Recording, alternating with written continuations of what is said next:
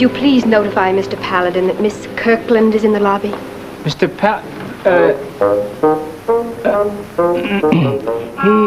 He's out just now. Gone to Los Angeles, or maybe Denver. Well, I could wait. I think maybe he's in Chicago or Detroit. I just don't know. I would tell him you called. Mr. Paladin is expecting me. You may tell him Miss Ainsworth's arrived.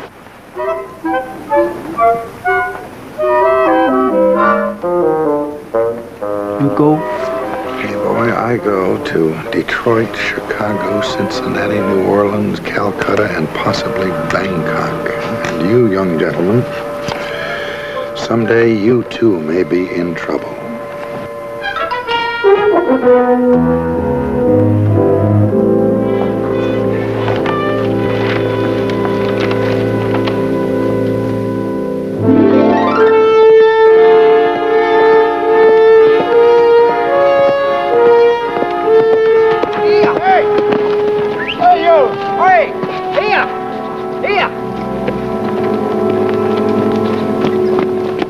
Which way do you go, mister?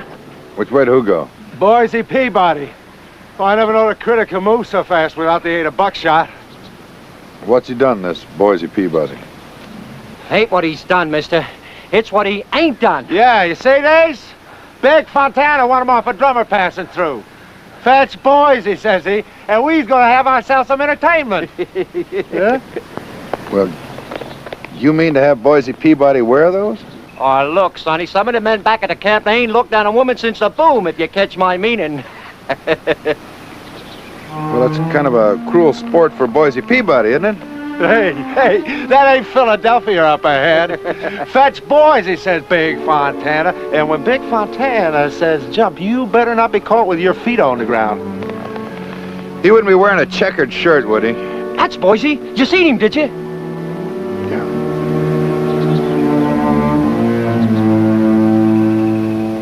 About a quarter of a mile back down the road.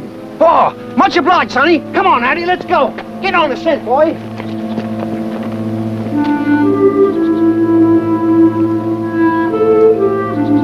All right, you can come out now.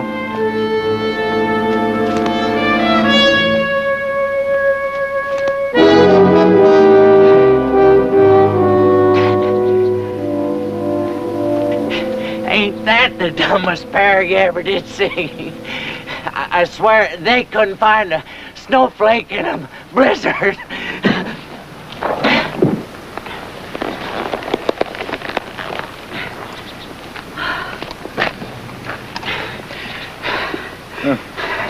You sick? I am feeling poorly for a fact. Can you get back to your place all right? My shack ain't but a few steps. When I get into town, I'll have the doctor look you up. If it's not too much trouble. No trouble at all.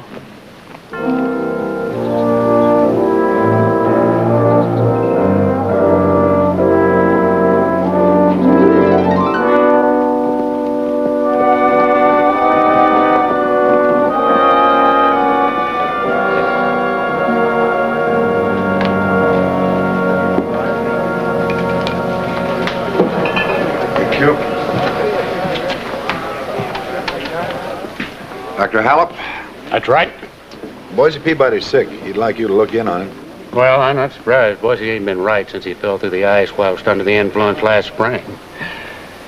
I'd best hustle over there. Much obliged.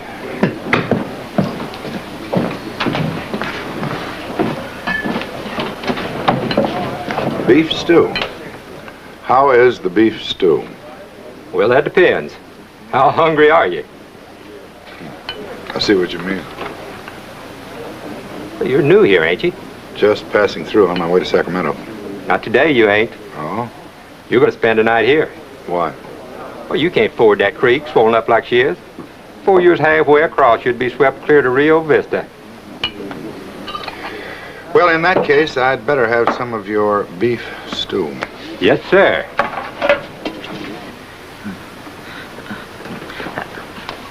I'm parched, Doc. Yeah. It's like every drop of water has been squeezed out of me. I swear I can feel my bones melting. Oh, if somebody just nailed down the room, it keeps a bobbling. Oh. Breathe deep.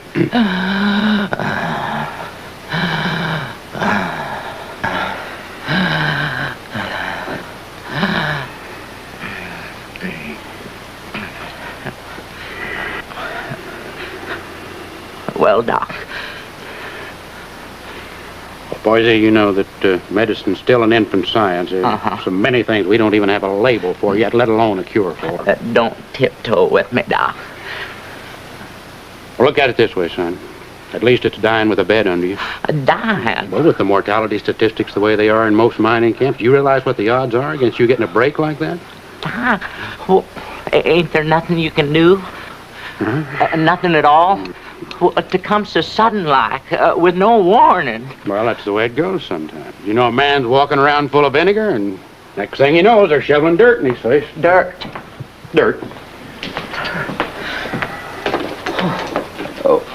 When I was a sprig, how I was going to set the world on fire. Now, look at me. I ain't even struck the first match yet. It's a handsome pair of boots. You know, it just seems a downright pity to leave them here for just anybody to make off with. Help yourself, Doc. Thank you kindly. How about the Mac? I'd just done one thing. Made a mark of some kind. This way, it's like I passed through life and didn't even leave a footprint. Who's to even know I'm gone? Well, it's too late now. That's water under the bridge. There's the inscription from my tombstone. Too late.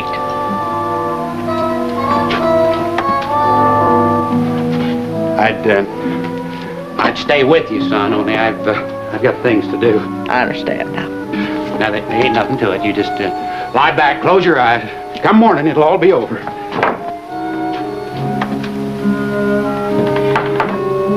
Too late.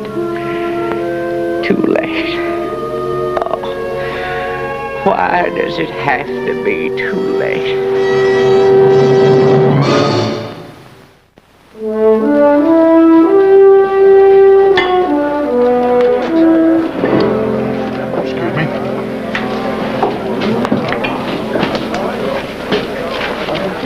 Bartender, I'd better have something to wash away the taste of that dinner. What do you have that won't kill a man outright?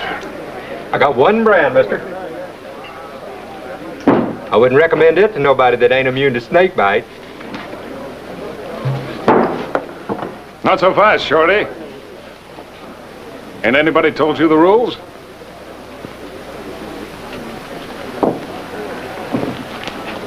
Before a pilgrim buys himself that first drink, he's got to play the game.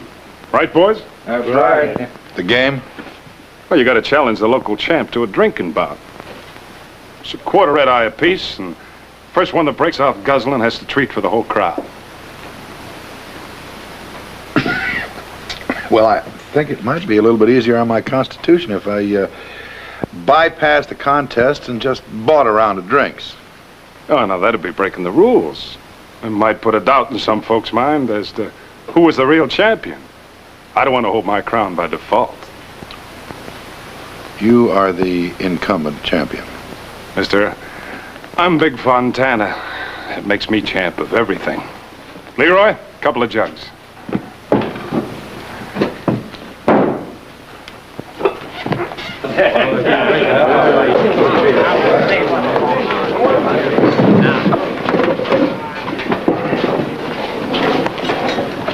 Anytime you're ready, Shorty.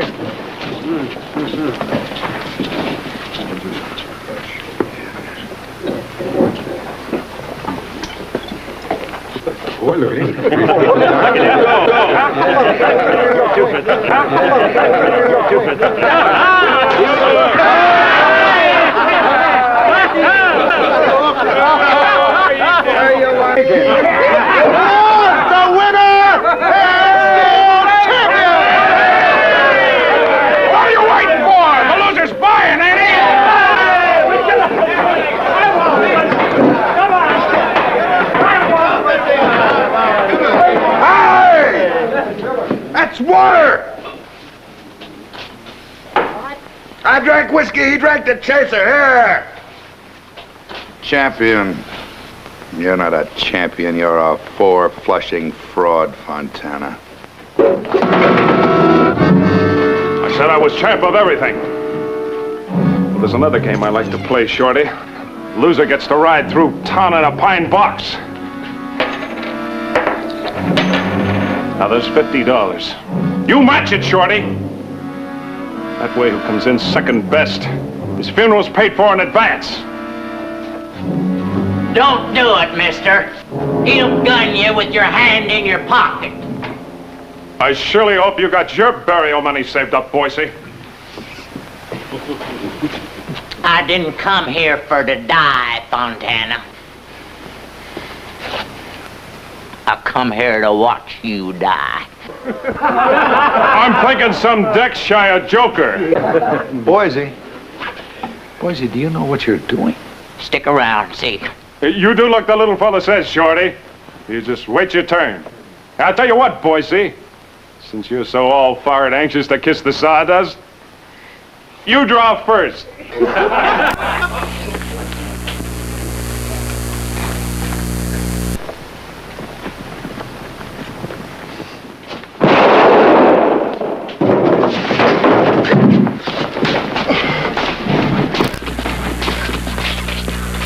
I don't get it.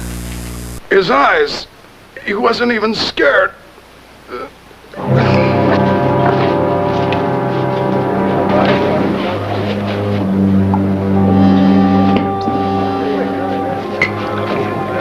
Here. I think I ought to tell you, Boise. You just bought yourself a part interest in an earthquake. That's only half the Fontana clan lying there. You wait till you meet the little brother. Should he come looking, he won't have any trouble locating me. Little Fontana won't have any trouble finding me. On account of by the time he gets here, I'll be sleeping off the eternities on Boot Hill. The doc gave me till morning, mister, and that's stretching the blanket some. And that accounts for the foolishness here.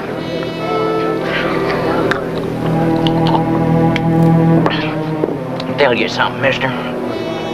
There ain't but a little bit of difference between being dead and being foolish.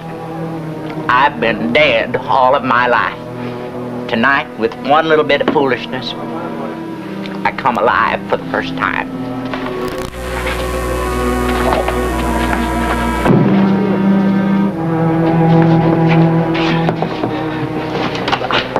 I seem to be coming all unpasted. Get you home, come on. My whole life, I've played the cards so close to my vest, I've developed eye strain trying to make them out. A careful man, I call myself. But careful is just a friendly name for chicken. I guess there's a time in every fella's life when him and fear finally part company. That's when death steps in between them. Well, fear can't follow a man to the grave. That's a cinch. You've been so accommodating already. I hate to ask you something. What? Well, they say dying's the one thing a fella has to do all on his own.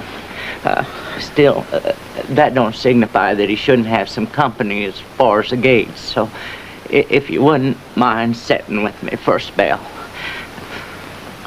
It's cheaper than the lodgings.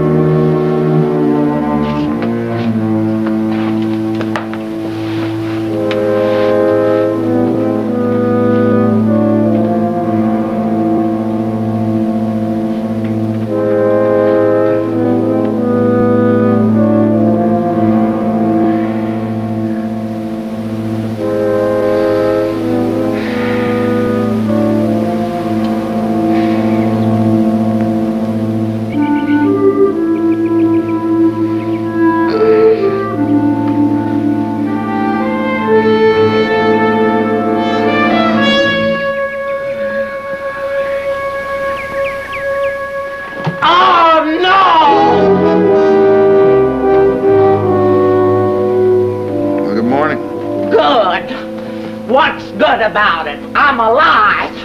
So I see. But I'm supposed to be dead. Doc Hallop promised me.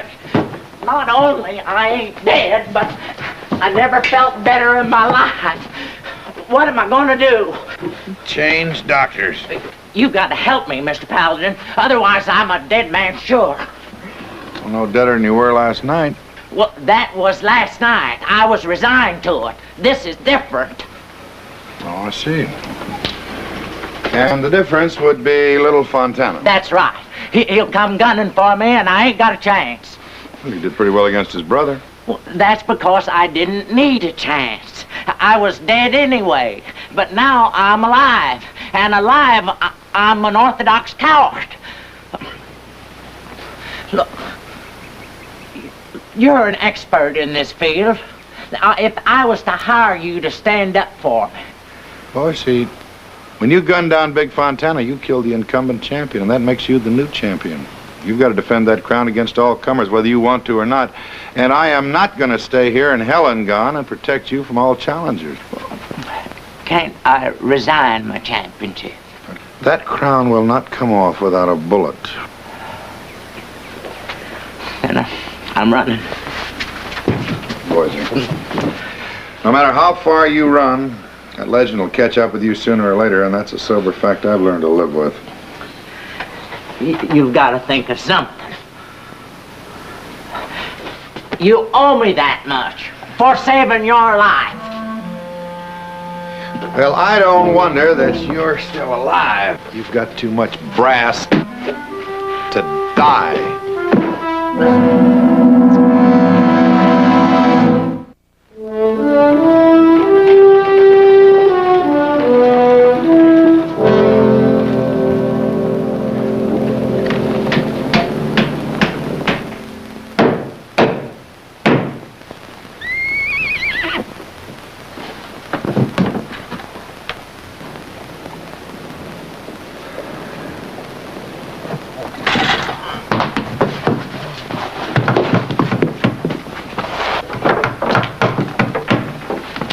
Passed away in his sleep, huh?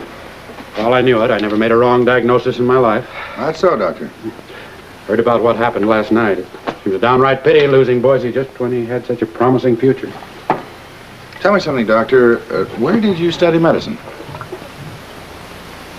Well, Well, you study medicine? Well, I didn't exactly, you know. That's what I thought. Mr. Hallop.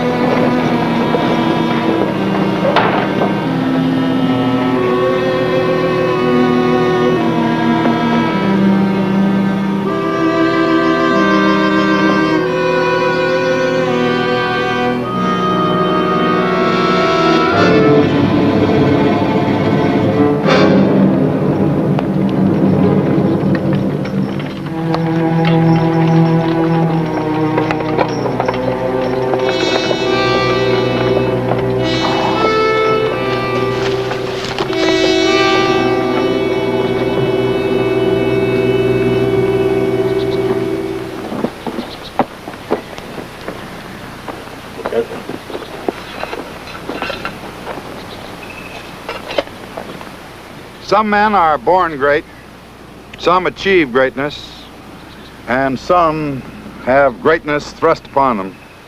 I don't believe any man here can really say in which category the deceased belong. One thing is clear. The world has lost a brave, a valiant heart, an humble man, a man of small pretensions. Boise Peabody's last dying wish was that... Boise Peabody?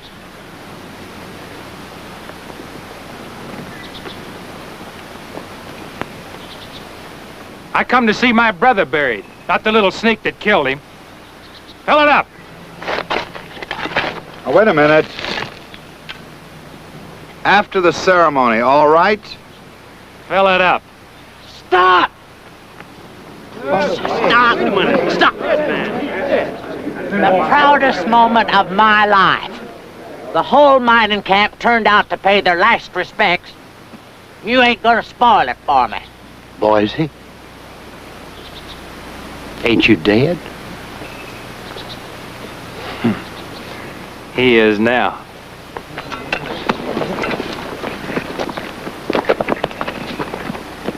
Now, Boise Peabody killed your brother in a fair fight.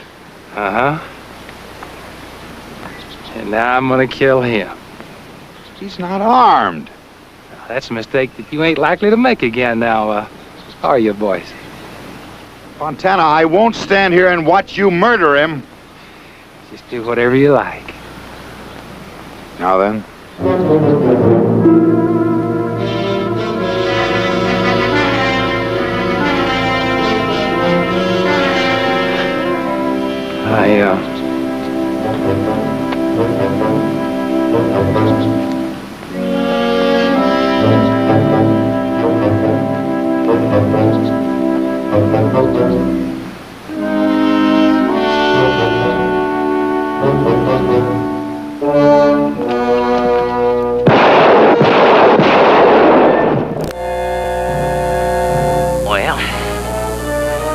No man ever died more convenient to a grave.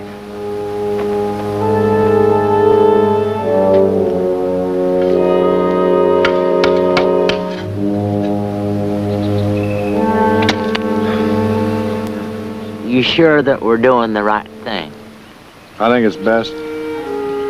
Best for you. I guess so.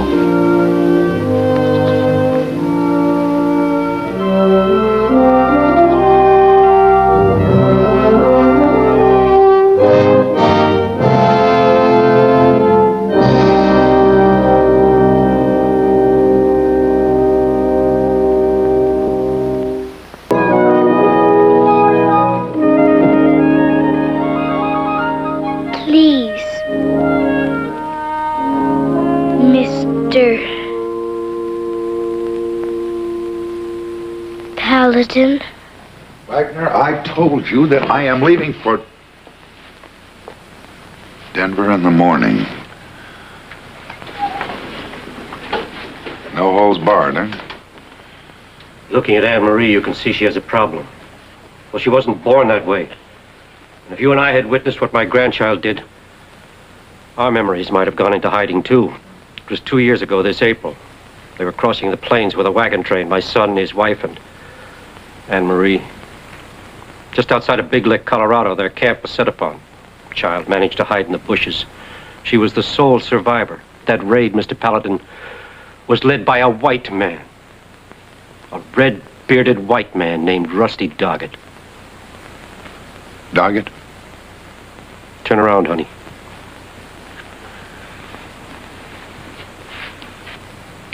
Look at her back. Doggett was fancy with his knife. It wasn't only her mind that he left his signature on. Well, Mr. Paladin, is it still Denver in the morning?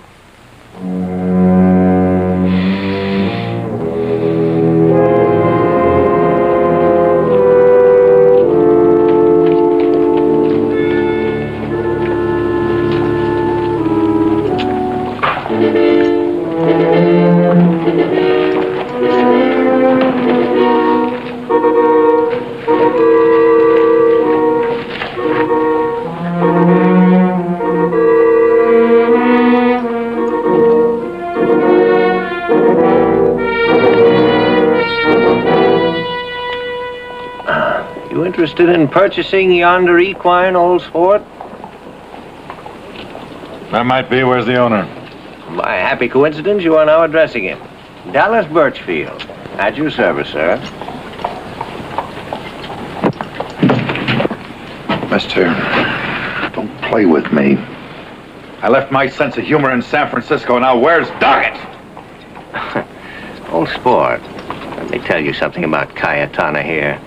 With that same right hand and a much duller instrument, I can assure you, she very neatly decapitated her father. Sooner than see one hair on my head disturbed, she would gladly lay down her miserable life.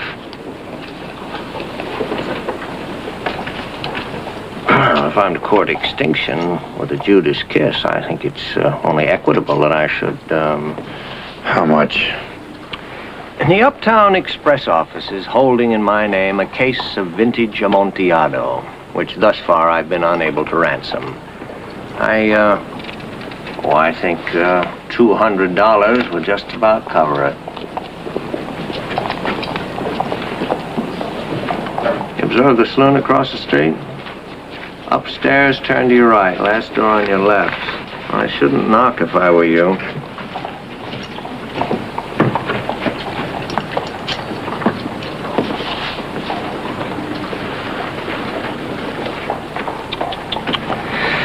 Oh, well.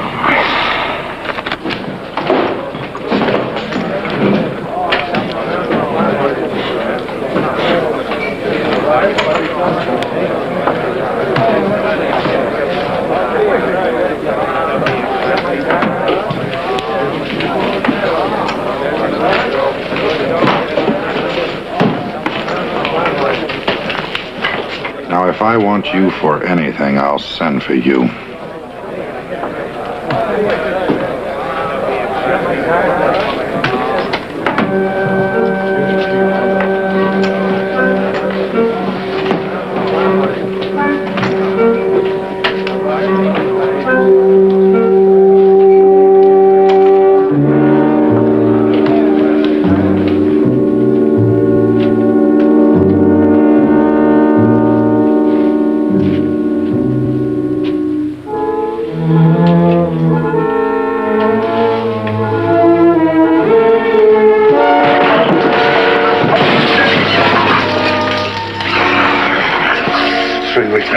Someone's crawling on my back trail.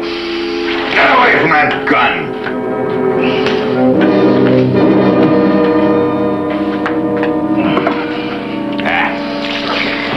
Get on your feet! Get out of here. Go on!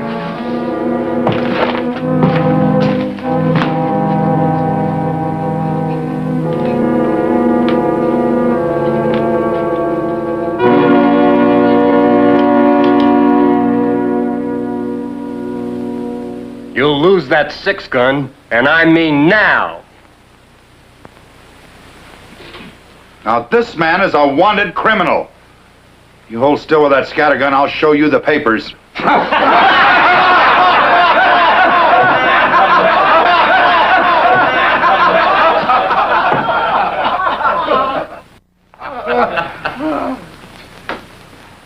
You're in Teague's country.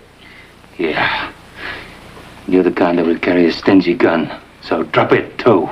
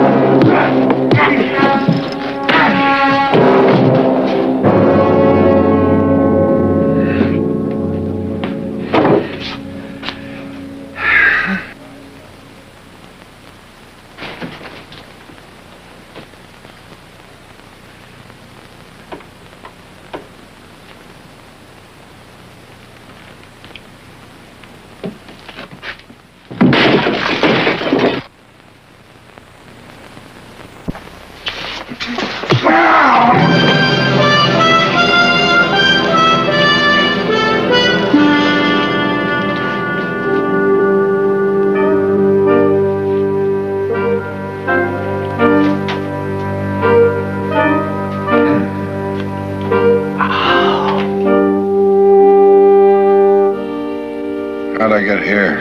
Believe it or not, I won you in a raffle. Raffle? Yes, with the understanding that if you died, I would inherit all your effects. I've already stabled your horse.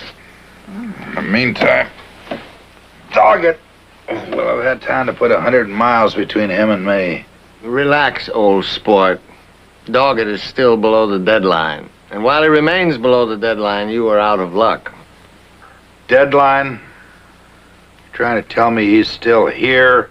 Yes, here. Here where the line between respectability and sin is tangibly drawn, so that there's no risk of one contaminating the other.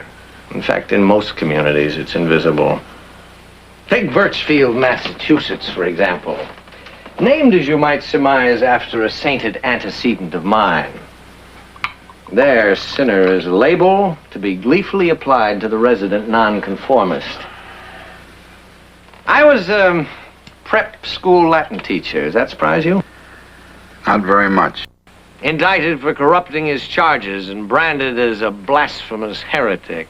Of course, in Birchfield, there was no deadline behind which to take protective custody. Oh, no. In Birchfield, there was, tar and feathers. A torchlit procession to the edge of town.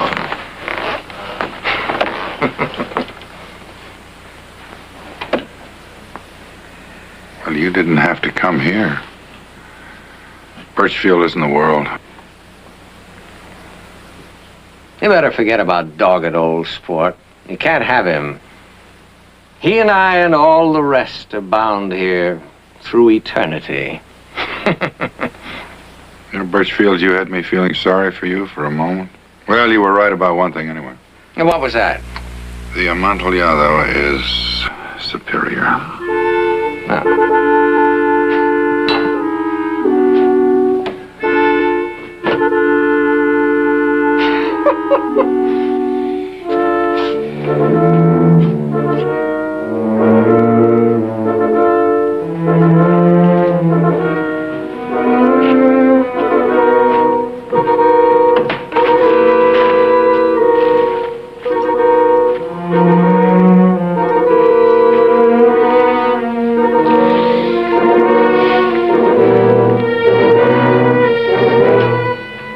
We got all the fun out of you we could, but looks like I'm wrong.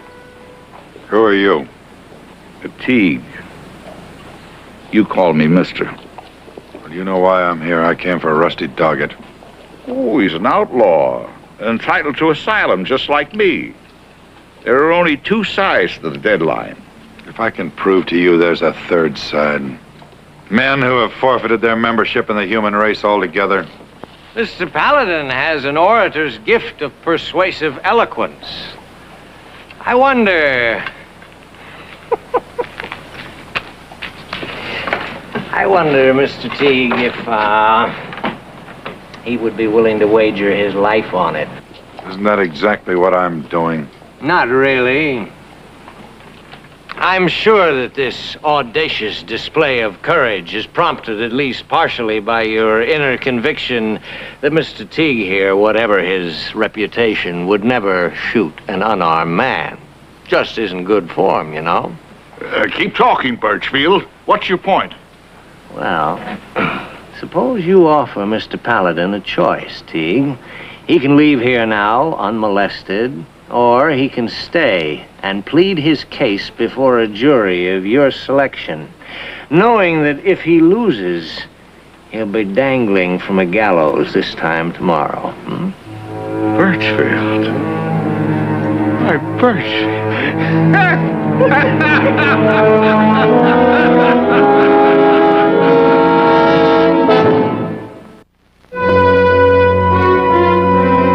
Bring in the accused.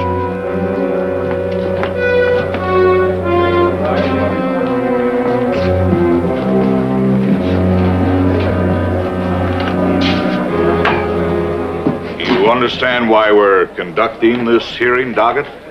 Yeah. Understand when this is over, I get to hang him.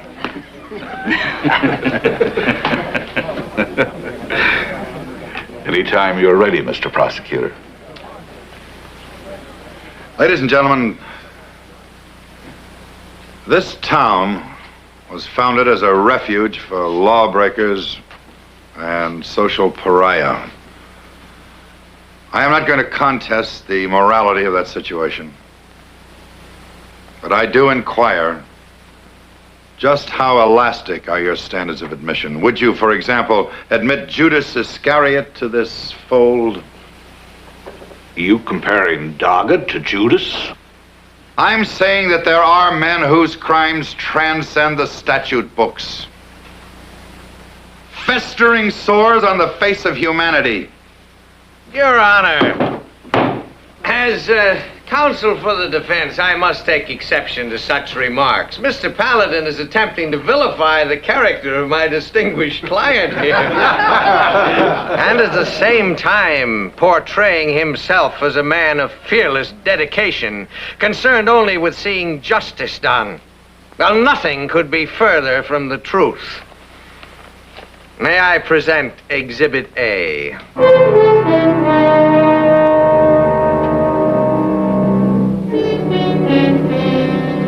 Mr. Paladin is a gun for hire, available to anyone capable of paying his princely fee. In the parlance of the West, he is that lowliest of mercenaries, a bounty hunter. Your Honor, for the record, I am not asking one dime for my fee. Indeed, you'd have us believe that this is an act of selfless altruism? Altruism, no. Vengeance. Vengeance? The battle cry of the lynch mob. Judge and executioner neatly tied up in one self-righteous little package. I am risking my life for vengeance. Birchfield, what are you risking?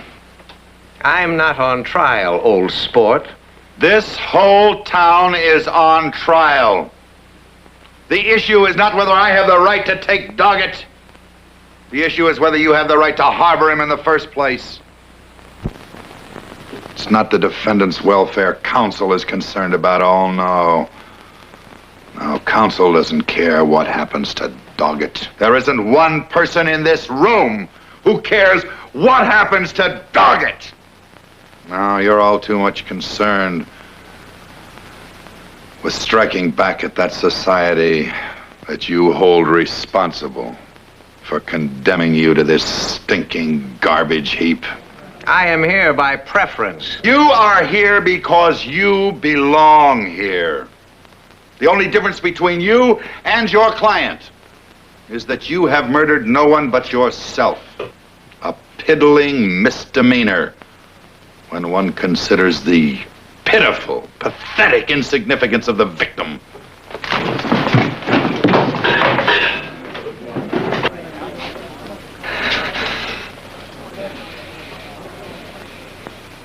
Vengeance, old sport. Well, go ahead. Go ahead. It's on the house.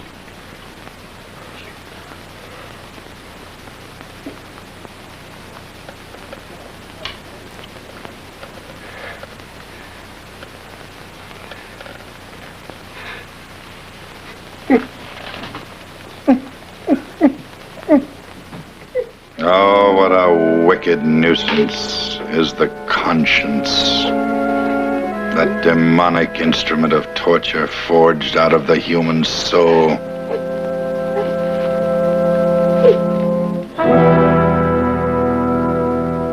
The soul is mankind's most precious birthright, talisman of divinity. I'm sure that no matter how you abuse it, none of you would willingly hand it over to the devil's keeping. And yet, here sits a man who has done exactly that. A man. No, that's not a man. That's not a vegetable. That is the soulless, gutless spawn of damnation. I'm gonna carve you for that. Back in your seat, Rusty. You'll have your chance at him later. Now, if my charges have offended you, Perhaps you'd like to explain to this court how you got that. Did it in the army. Oh, how in the army? Well, you know, I just did it fighting. On the battlefield. Yes, that's right. On the battlefield, following the Battle of Antietam. The accused was court-martialed and sentenced to be shot. While he was waiting for execution, he managed to escape. Pulling himself out of the manacles, he mangled his left hand.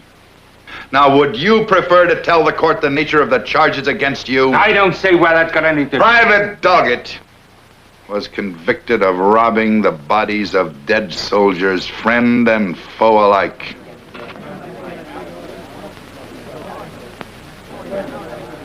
That ain't what brought you to Juniper Springs, is it? No, I was merely trying to show you the nature of the man you're so anxious to protect. 2 years ago, you signed on as wagon master for 6 families heading west. In Colorado, you were discharged for drunkenness. Turned out in the flats like a dead mule. And 2 days later, you came back and attacked that train. You can't tie that to me. Ask the army. They'll tell you it was the Nez Perce. Nez Perce do not take scalps. These dead, they were renegades. They were full of firewater. Renegades, full of firewater. But they were not Nez Perce. They were Palouse led by you. Prove it. Moreover, it was you, not the Indians, who took the scalps. Anybody says that's a liar.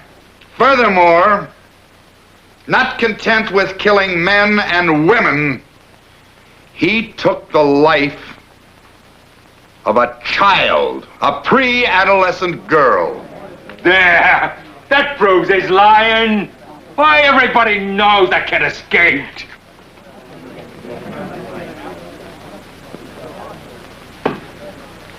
It's true. The child did not die. But I didn't mention death. I said her life was taken away. Now, it may be given back to her yet. But at present, her fragile child's mind resides behind a deadline far more destructive than yours. Words. Where's the evidence? Where's the proof? He's right, Paladin. You didn't bring any proof. Only second-hand accusations. Proof. Proof! Use your eyes. The truth is written in his face. You can't hang a man for being ugly. You knew the terms when you agreed to this. Either you convinced us without a doubt, or...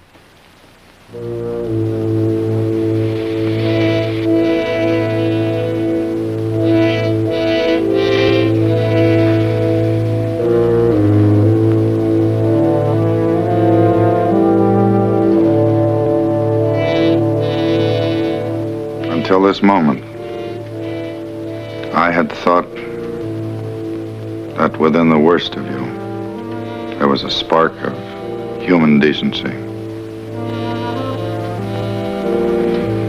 I was mistaken. As of this evening, you dishonor all mankind.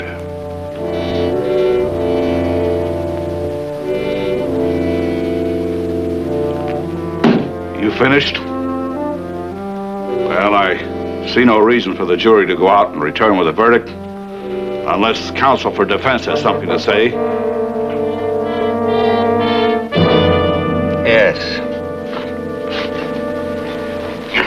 Yes, I do want to say something. Earlier, Mr. Paladin accused me of murdering myself. I see now that that's true.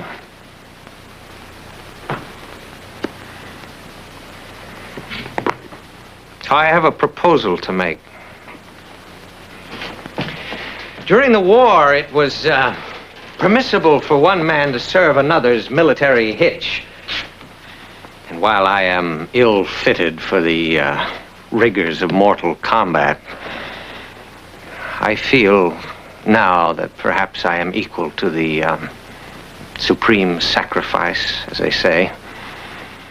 So, Your Honor, since the citizens of this fine community are bent on having a hanging, I would like to offer myself in Mr. Paladin's stead. Why, you mealy-mouthed tin horn, what are you trying to pull? I'm booking my passage out of hell, Mr. Doggett. It's a nice place to visit, but I wouldn't want to live here. Not with filth like you.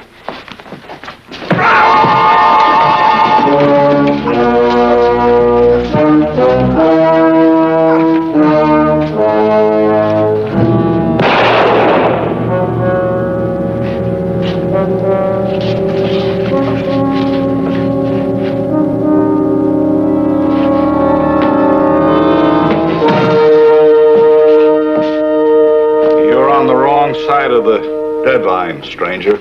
Get going.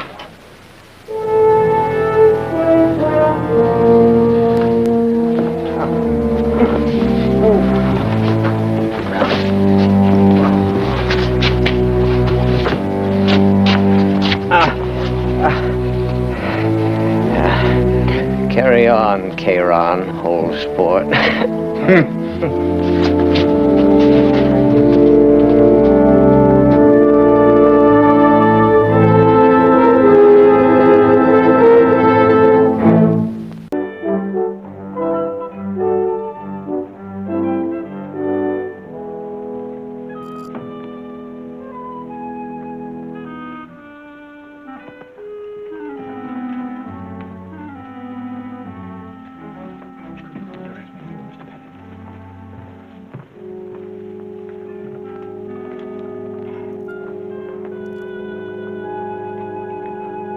Mr. Paladin, over there.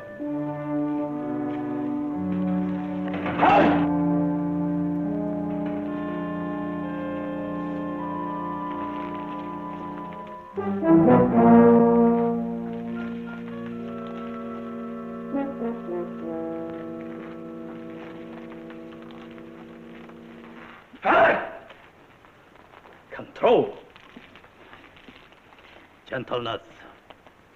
Concentration. And terror.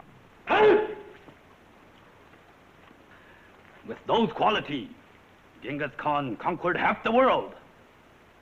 Now for your first lesson. My dear sir, it will take many hundred hours of intensive practice before you are permitted to even touch an actual sword. Thomas Khan, I am paying for this lesson. Of course, but... I would like to have a lesson with a real sword.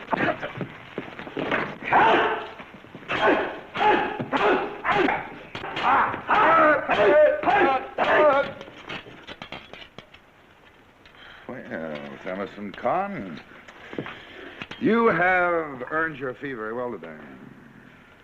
Thank you, Mr. Paladin.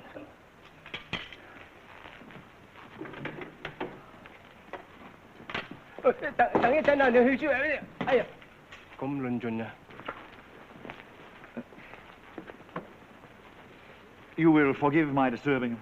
I will. Well, for $1,000, payable in advance? Count it out on the table.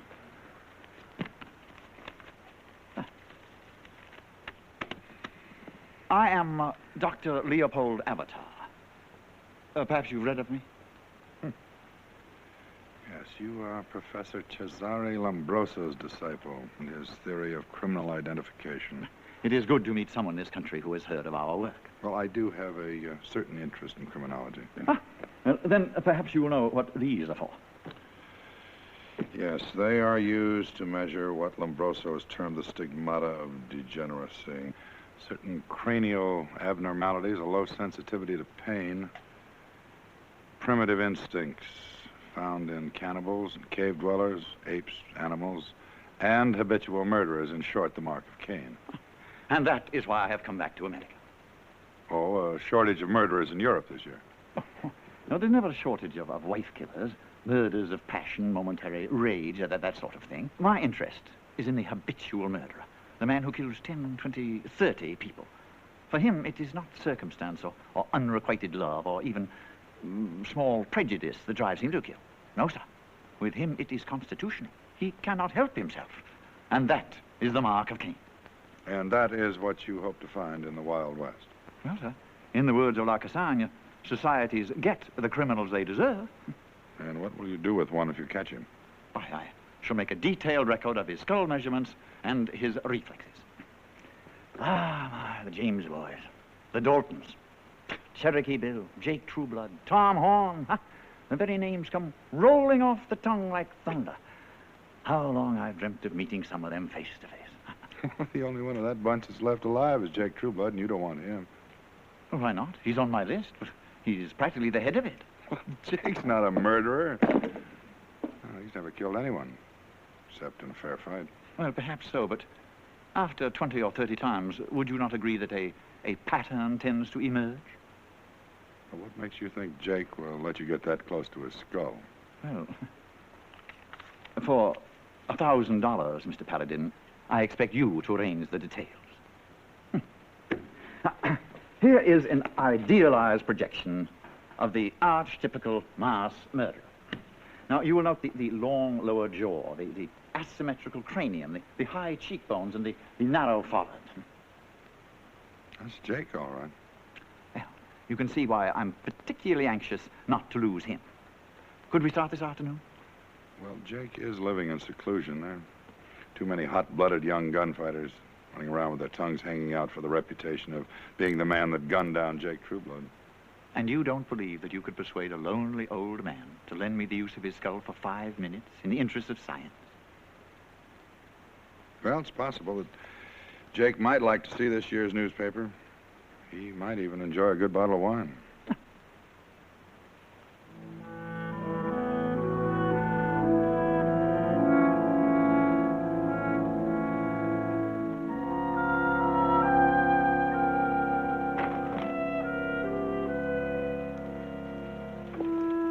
You made up your mind, mister?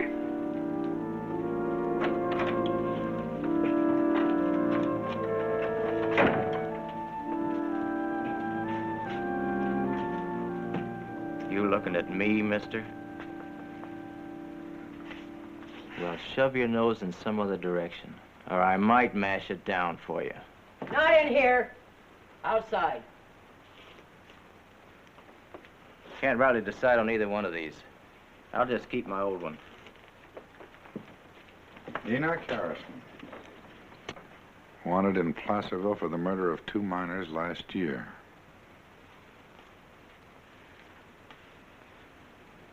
Who says? I say.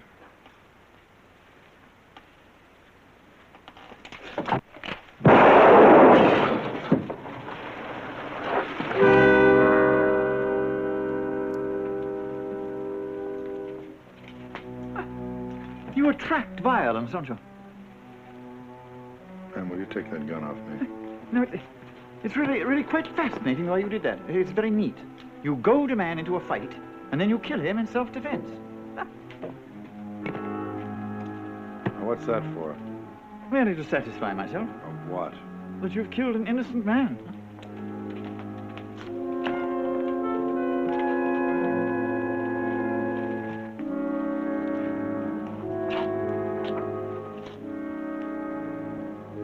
Thank you. Thank you very much. Now, what we came in for was trail provisions.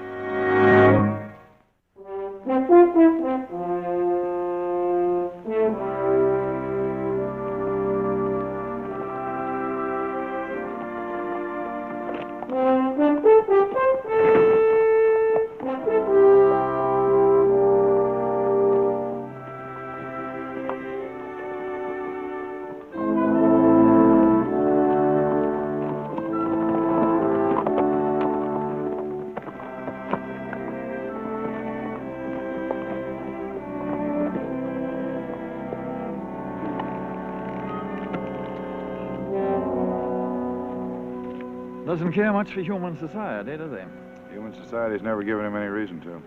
Better wait here, Professor.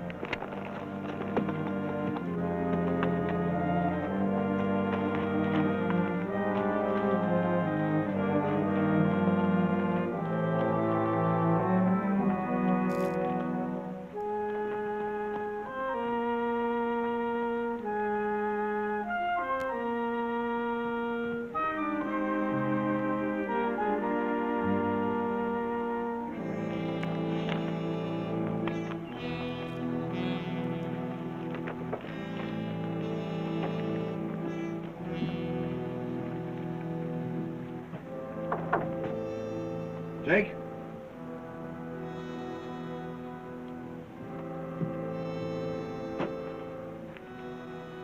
Jake?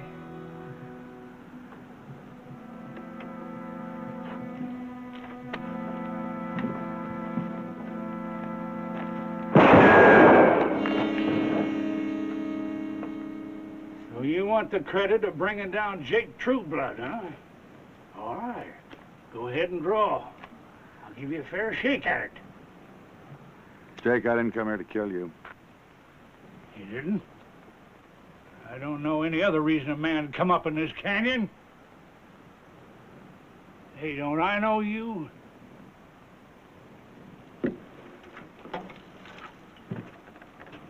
look awful familiar to me. Oh, you ain't no notch collector. What are you coming after me for? I brought someone to see you.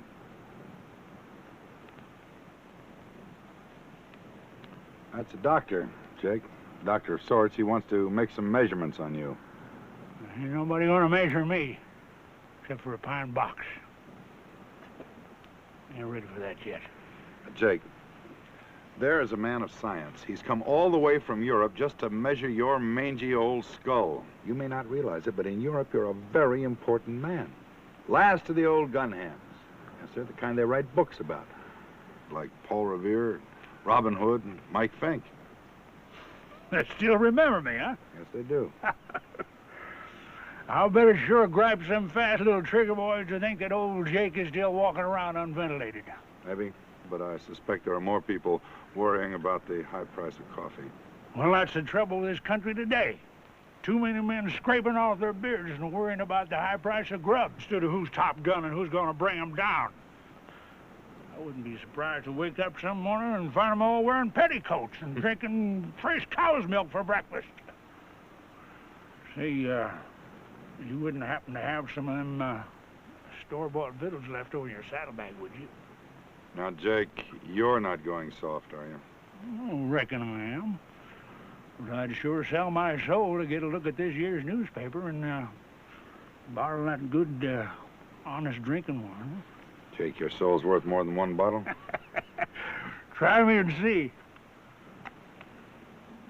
All right, Professor. Come on down, and don't forget the wine.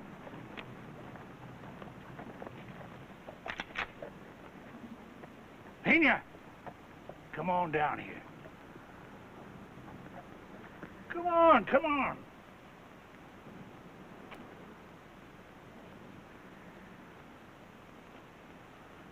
Our friend here just brung us some store-bought grub. You are his friend? I hope so. Then why do you betray this place to strangers? Do they pay you well? That stranger has no harm in him. He's a man of science. Possibly a fool. Possibly both. So is this. A science. If Jake no longer has the heart to use it, I do. Oh, Pena, he's our friend.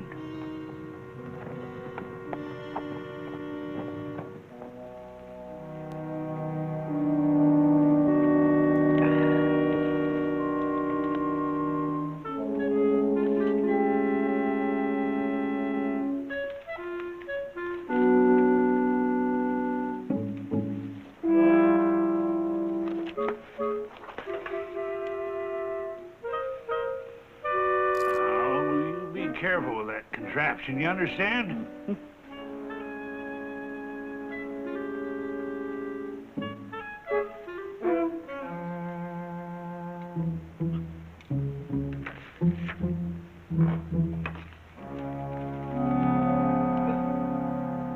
What are you doing? Low sensitivity to pain. Perfect. Who, me? I did not believe it was possible. You have the ideal measurements. Ideal? For what? The perfect configuration of a born murderer. Well, now, you didn't have to come all this way just to find out if Jake Trueblood brought down a few men this time. And besides, what's my head got to do with it? Why, everything. Whether you know it or not, sir, it is the shape of your skull, and that alone, that has made you into a killer. And now what happens? Nothing. My job is finished. You simple people have confirmed my theory. Pena, it is only a theory and a pretty far-fetched one. My dear Mr. Paladin, let me assure you, a man with the cranial measurements of Jake Trueblood could no more help murdering his fellow man than a cat can help from killing mice. Pena, he just doesn't believe that man has the free will to choose between good and evil. I suppose it's too late to start home today. May we stay here tonight? I don't like that one. Not what he says about Jake. Well, it's just a lot of foolishness. Surely to be a congenital murderer is no more disgraceful than any other kind of sickness. He's not a murderer. Listen, he never killed except to defend himself or someone else, and... you can stay in the storeroom. But make sure, both of you, are gone by morning.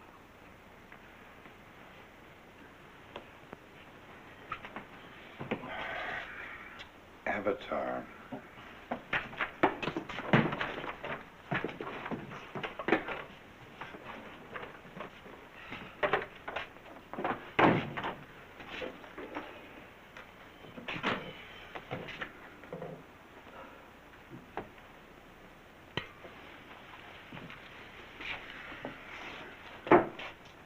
You didn't have to tell him all that, did you? Well, why not? The truth never hurt anyone. Well...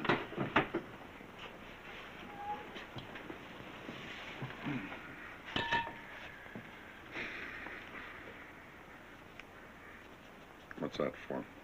It's a small bonus. For what? Well, you see, my dear fellow, a few figures scribbled on a piece of paper obviously constitute proof of nothing at all. What we need to return with is the irrefutable specimen itself. The what? The actual skull. $1,000 for the head of Jake Trueblood.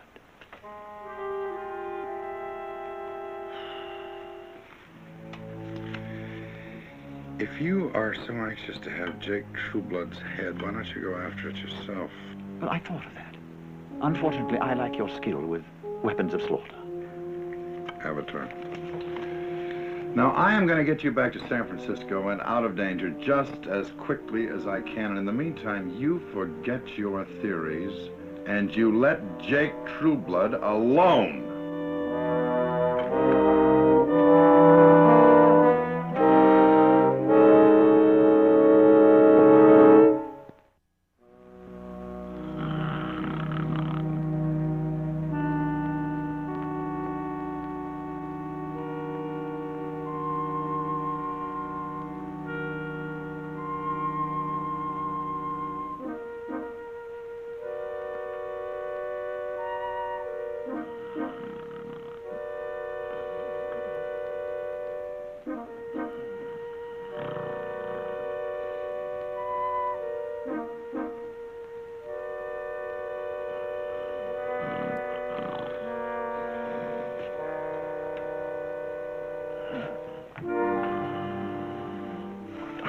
I came to warn you.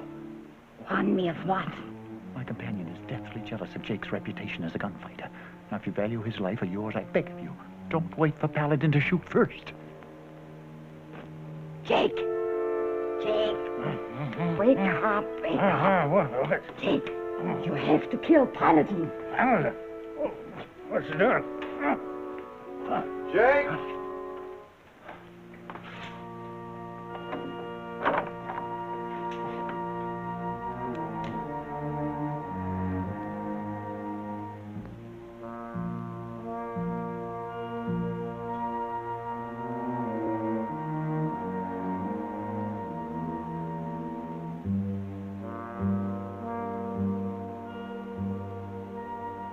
I don't know what this is all about.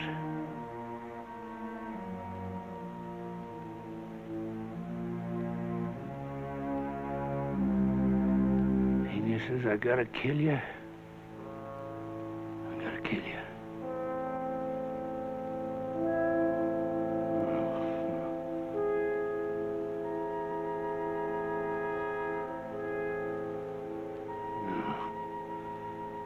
No.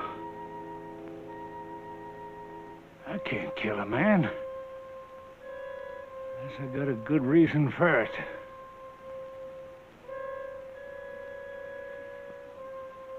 Thank you, Jake. Good night. Thank you. I'll be gone by the morning.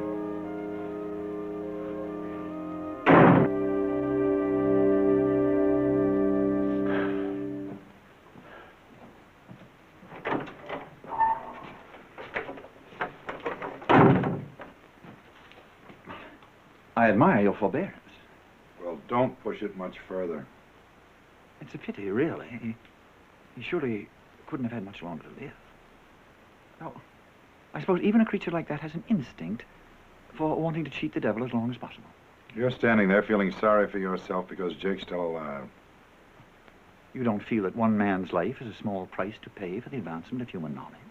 Well, what about your own life? Well, my own included. It didn't occur to you that Jake or Pena might have killed me? But of course. Wouldn't that have left you without a head? Not at all.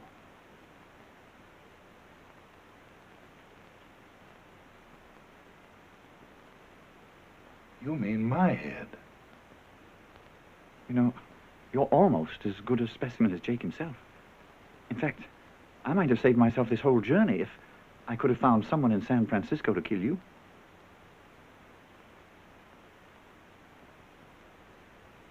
What are you looking at?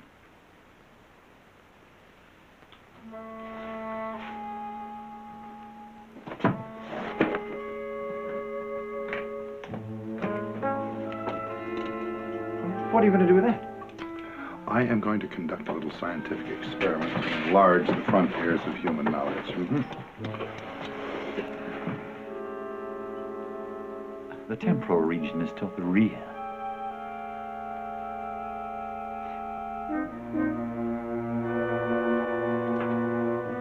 Now, look at that. That look familiar? If ever a man's head bore the mark of Cain, it's yours.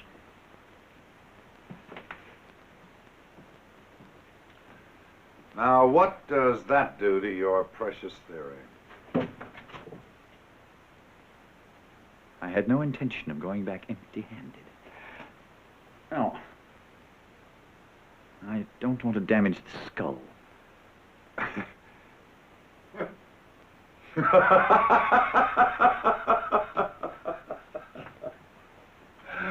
You're certainly right about one thing.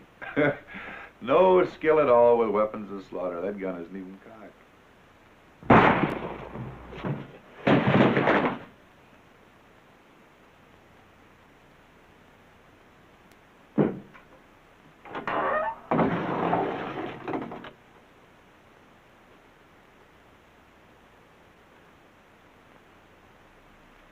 Drew on you, huh?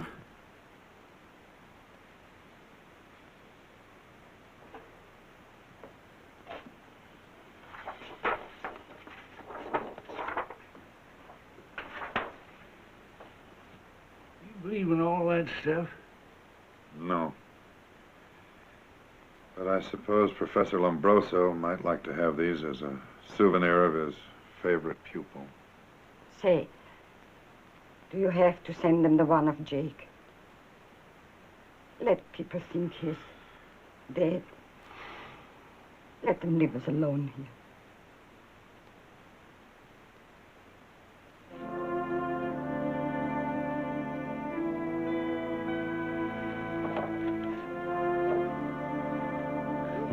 Yeah.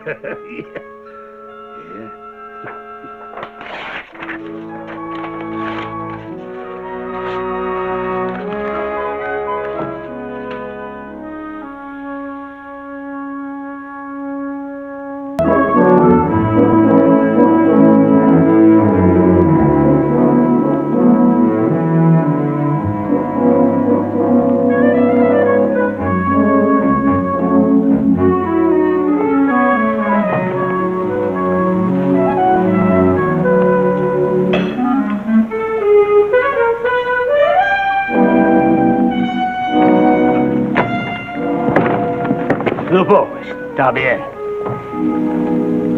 My name is Paladin. I believe you asked to see me. Please forgive Lupo. He is my appointment secretary.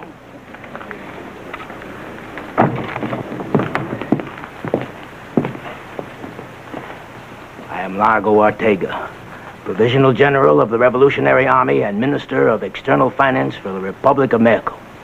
That's a very imposing brace of titles. I have more. But an Indian peon like me is proud of only one thing. That his back bends less than a burro's. There are things less worthy of pride in this world.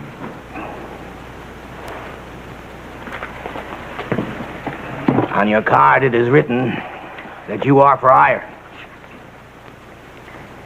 Do you know of a place named San Ysidro? I desire to locate there the once Count and Countess Armando del Valle Casares. I would pay you to accompany me. I think you'd find a guide a good deal cheaper. I will explain. The Count was once purser to the Emperor Maximilian. When the government of the aristocrats was defeated, the Count came to your country with the royal treasury. For these years, he has held the money for the return of the old regime. But that will never be. How much money is there? In your money, there is perhaps $18 million left. The treasury consisted entirely of French bonds. With the war in Europe, the bonds have declined. Perhaps in 5 years, there will be no more than scraps of paper. Meanwhile, in Mexico, there is famine. It is money that came from those who are starving now. By right, it belongs to them. Will it be returned to them if the Count should hand the treasury over to you? It will. With your help, senor. To travel with $18 million in a strange country. In my country, I have kept alive by guessing which man would kill me to take my shoes. But here, I'm not yet familiar with your customs. Well, in that respect, you'll find our cultures similar. However, I will do what I can. Tomorrow, then. Tomorrow.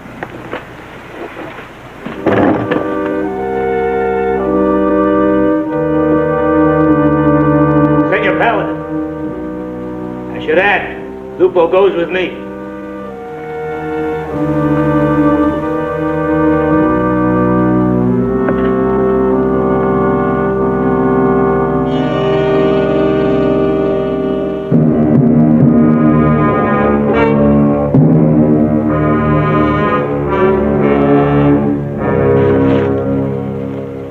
Beginning of the revolution, I led the attack on the great hacienda of my village.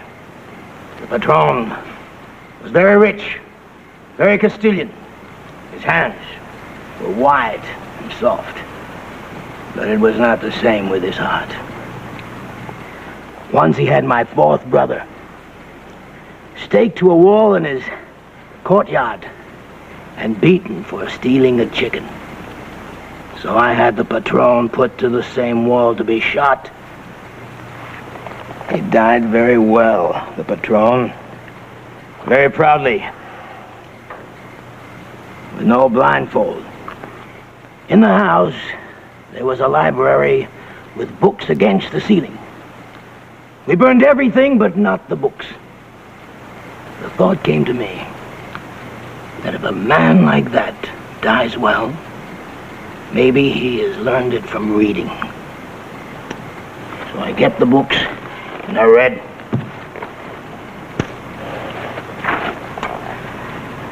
I was only a soldier then. Afterwards, I became a colonel. And when did you become a general? After another library?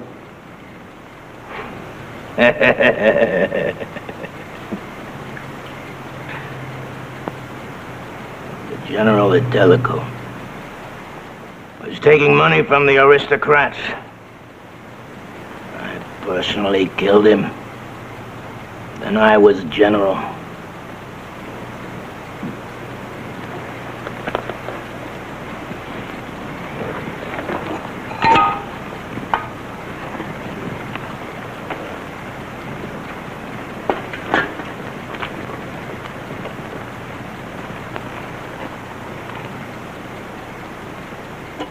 Ortega, what does he want? Yes, el cinturón. He admires your belt. We'd like to take it from you.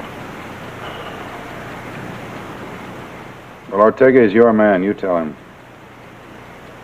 Tell him to try to take it now, or let it alone for good. Váyase. Sí, patrón. Patrón, no más. Sí, Excelencia.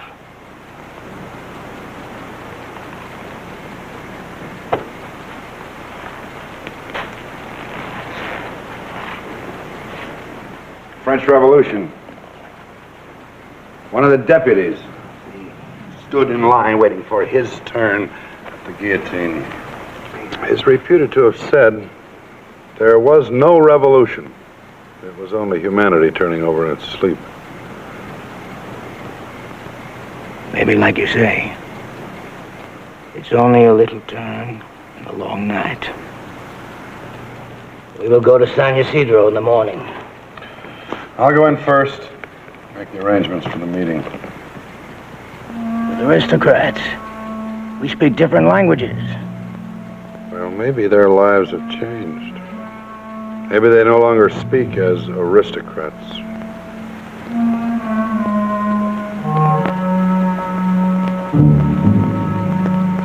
Good night. Buenas noches.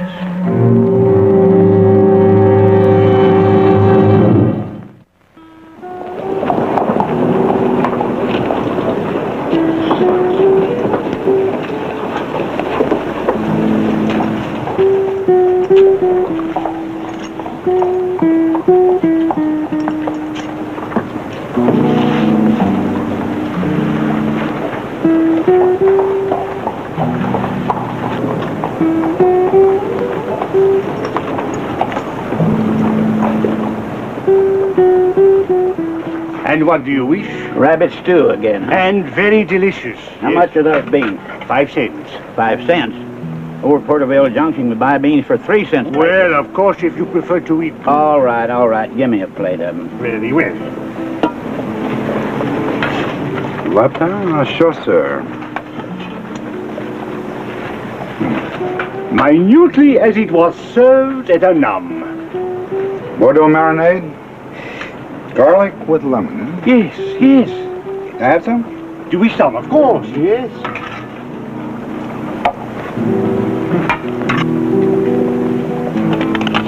Thyme and a little saffron. Magnifico! But tell me, how do you like it? It's very good rabbit stew. That will be 15 cents. Of course. There, you see? Here's a traveler. He is hungry, he wants to eat. And if the food is good, he will pay for it. Yes. Sir, do you know what I see? Not one kitchen such as this, but many all over.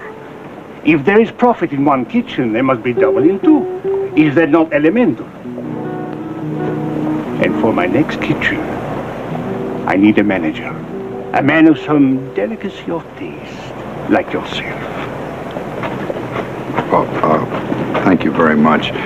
But that's not exactly in my line.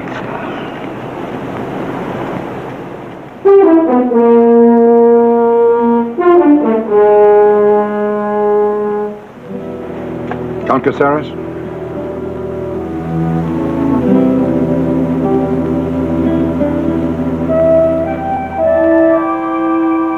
The Minister of the Mexican government is here to see you. The Empress Carlota is the only government of the Empire of Mexico. What is his name? Largo Ortega.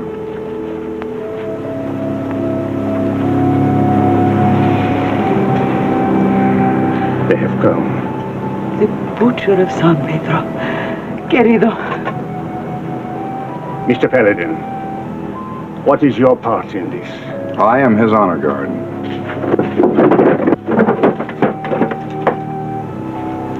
Honor guard. What honor? He has sent you here to kill us for the treasury of Maximilian. And you might have, but you do not know where it is. I hold it in sacred trust. Sacred. And I will die before I will betray that. I don't ask you to. I ask only that you see Ortega and hear him. No one will be hurt. You have my word for that. And I will rely on your courtesy.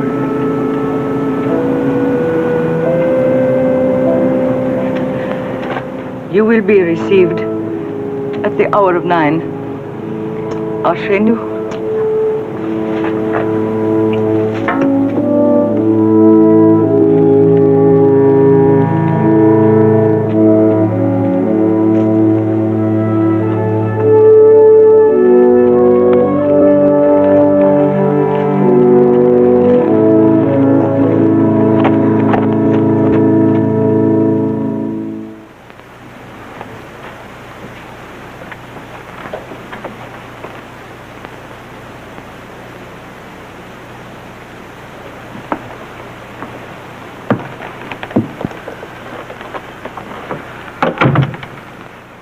Margot Ortega, Provisional General, Revolutionary Army, Minister of External Finance, the Republic of Mexico.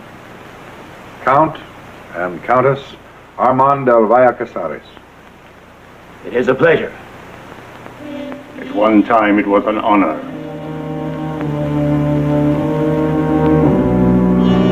His Excellency. Yes. The last of the bottles from my vineyard. And for all time, I believe General Ortega's troops burned the field. The field is still there, but it grows corn now. No doubt the soil is productive, enriched as it must be by the blood of those of my class. And by the blood of the peones who worked under a whip in it. Well, I'm certain that the soil absorbs the blood of all classes equally. Still, even planted with corn, I would like to see that field again. But if we returned, you would have a shot, of course. Of course. And if you came back to power, you would have me shot. Hanging is more proper to your class. Tell of the capital, that dreadful wife of the Prussian ambassador. Does she still come to the salons and ask for pig's knuckles? And the British minister with his same jokes. Of course, I had to laugh each time. We had hoped to get a loan from his country. His jokes are the same. And I have to laugh at them because we too hope to get a loan from him. But the loan will not be made. The government must have money. Without it, there will be famine. I plead to you as countrymen. Please return the bonds to the treasury. They are not ours. They belong to the Empress Carlota, to be used when she is well enough again to return to power. The Empress will never be well enough to return to power. She will never be anything but a woman trying to piece together the bits of a broken dream behind the walls of an asylum. In a few years, those bonds may be worthless. But now, today, they might keep children from starving. And keep the revolution in power. Possibly. But children can't fill their stomachs on politics. Or from the double pockets in generals' uniforms. There will be graft, as there was in your government. But there will also be food for the villagers. You believe him? Yes. I do not.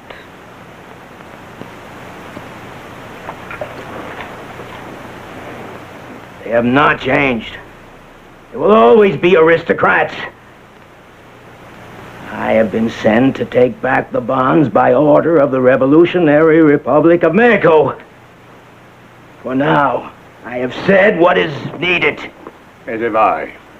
We will never betray our sacred trust.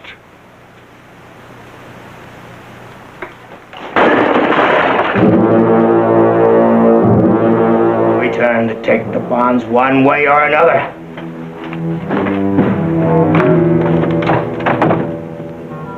Explain to them about Lupo.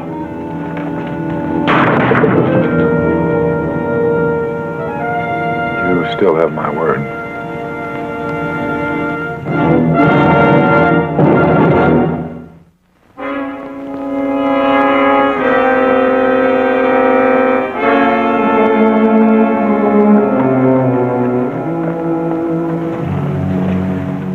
Paladin, maybe we will not need you the rest of the way after all.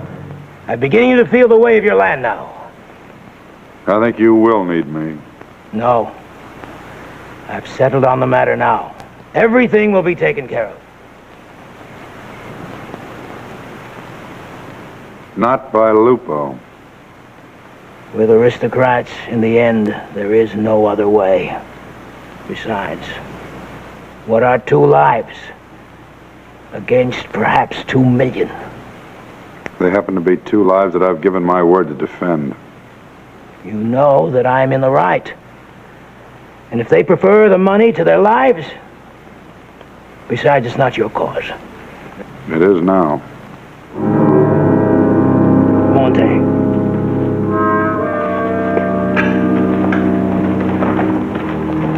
No.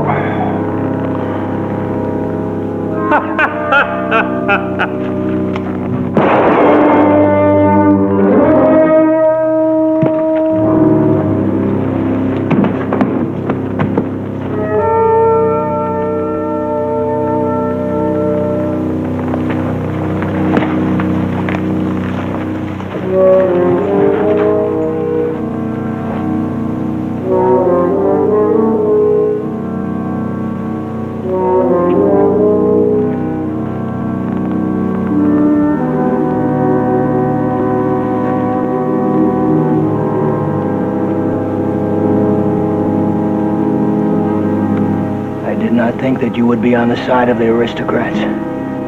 Only for their lives, the bonds you may have. I will have them. And there is only one way.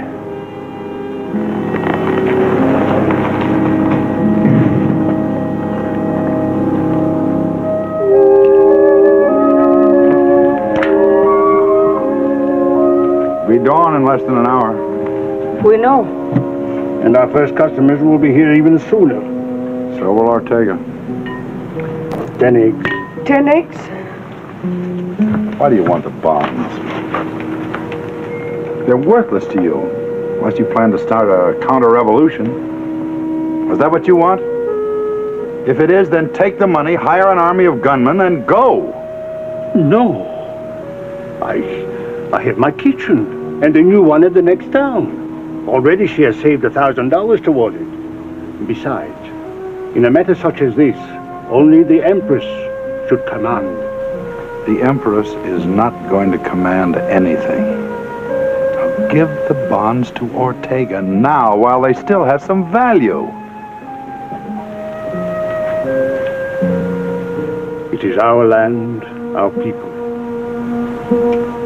Perhaps now, even the Empress would want it. No. If one has lived by a dream, one should be strong enough to die by it. Or strong enough to find a new dream and live by that. Or even you have to admit that Ortega is a good man. There are too few of them in this world, peasant or aristocrat. If I kill him, there's one less. And that's all that will change.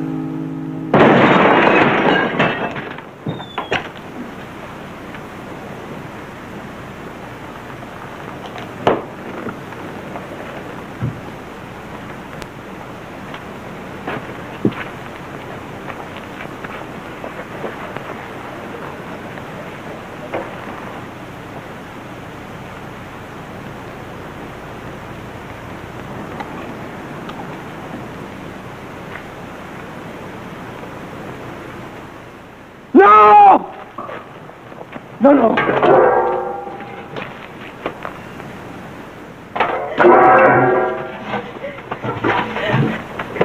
Perhaps in a new country, there must be new dreams.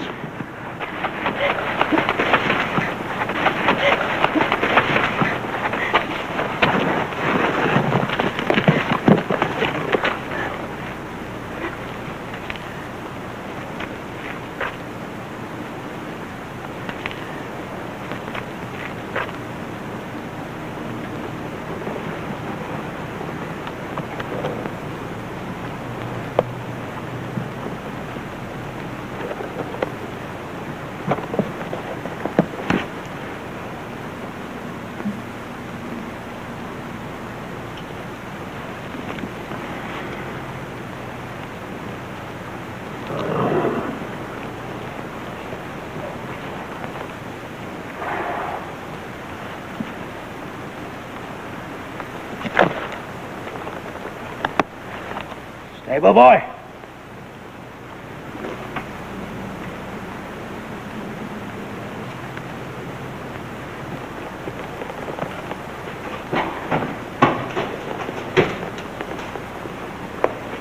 We are not of the same government, but we are of the same people. And that will always be.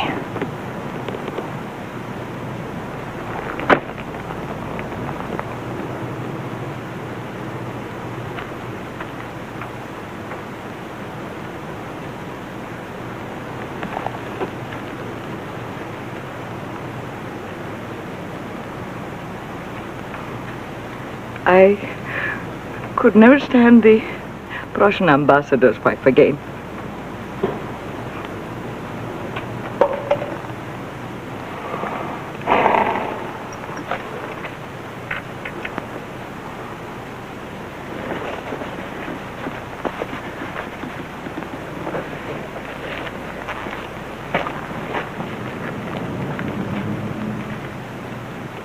As a frequent traveler, I shall look forward to seeing your next kitchen.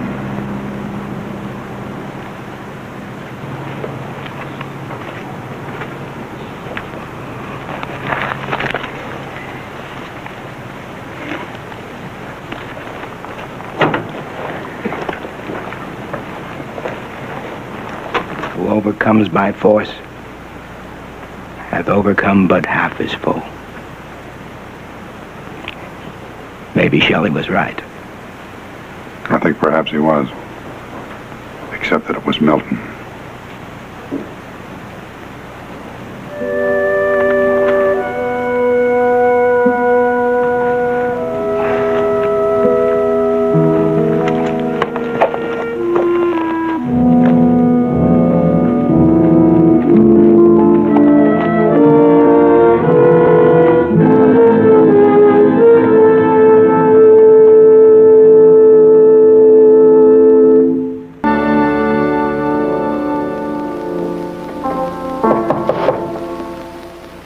Yeah, play. Paladin, I have letter for you. Hey, boy, do you want to deprive the world of something really precious? The first Paladin concerto? I only rob were in order not to rob poor distressed lady. Whatever that means. Hey, Mr. Paladin, my name is Vanessa Stewart, and I am the widow of Sir Jack Stewart, whose name may not be unknown to you. My late husband's timber holdings in Central Oregon are being ruthlessly usurped, and I am in desperate need of help. Sincerely, Vanessa Stewart. Oh, hey, boy, which do you think can best wait, the world or the widow? The war wait so long already. Maybe wait longer. Pack the bags. Oh.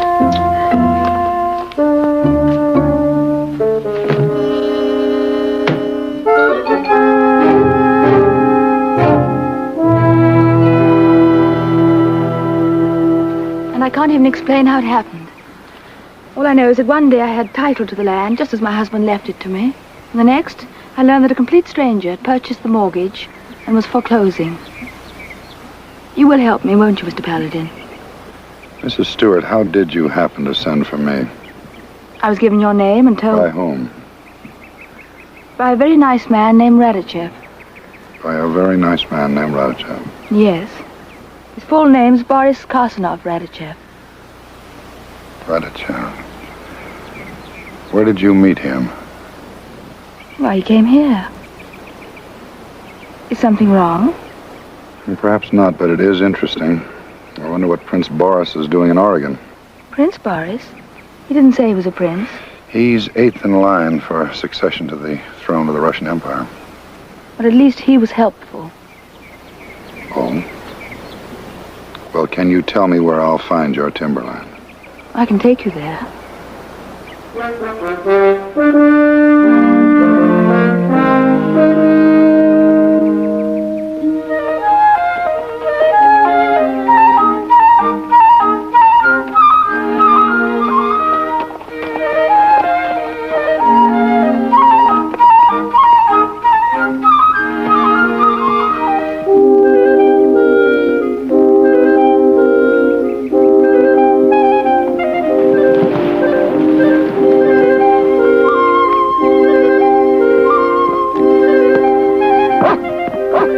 They're our guests.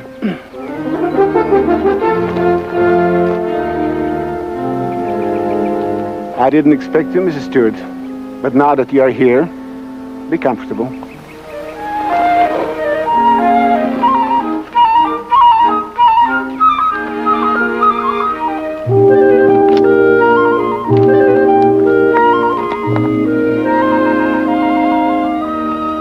Radishev. Paladin? I know. Oh, how? By investigation. I know all things about you to know. Well, I sincerely hope not. It's true. Nicky, wait. Mr. Paladin. I didn't expect you to come back until everything is settled. It's my land, Mr. Radachov, and my problem. Yes. It is your problem.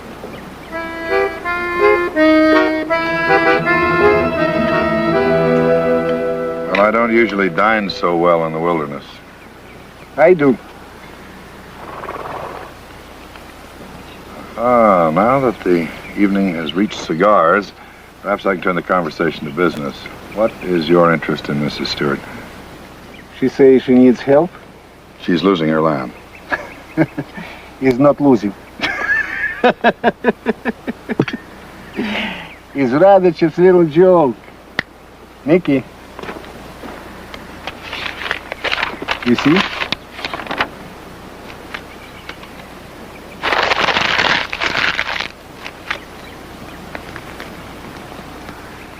And now Mrs. Stewart owns her land again. Mr. Radachev, I must ask you to explain. You bought that mortgage so she'd think she was in trouble, and then you sent her to me. You are here? Is that true? Yes, it is true. Why? Why did you go to all that trouble? Mr. Paladin, I'm a hunter. I'm also a soldier. I kill every animal all over the world. I fight battles for Russia. I win medals, many medals. Mr. Paladin, I'm a brave man. Congratulations. No. I'm brave because I'm bored. See, the only thing that amuses me in this world is danger. And there is no real danger anymore. So that's what you're for. Oh? See, I hear about gunfighters in American West. I come. I study. I learn about you. I trick you to come. Because I know you don't come if I make you challenge. Correct, huh? What challenge? Mr. Paladin, I hunt you. You hunt me. If you win, I pay you $5,000. It's easy, no? You want us to hunt each other like animals. You don't like the idea? No, I'm not an animal, and I don't want to be hunted like one. But I said 5,000. I don't care if you said 50,000. All right, 50,000. No. You'll be just as depraved as you want to, but you leave me out of it. But you're already in it, Mr. Paladin. And you also. Because you choose to come back. I'll give you a choice. You can ride with the hunter or the hunted. With Mr. Paladin or with myself, Radishev. I haven't the least intention of riding with either of you. I shall simply go to the first person in authority I find and report you. If I think that you will be burdened, Mrs. Stewart, I shoot you. Now. Radachev, you aren't shooting anyone. You'd best ride along with me, at least until we can find a sheriff to talk to. Then we can go our separate ways. I thought I just made it quite clear that I... Don't argue with me. Just do it.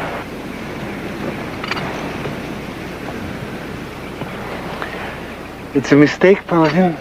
Shoot her. Otherwise she'll be a burden to you, and that gives me an unfair advantage. Well, I'm very sorry if I shatter your code of sportsmanship, but I won't shoot her. In that case, until we meet again, Mr. Paladin. Which I hope we will not do, Prince.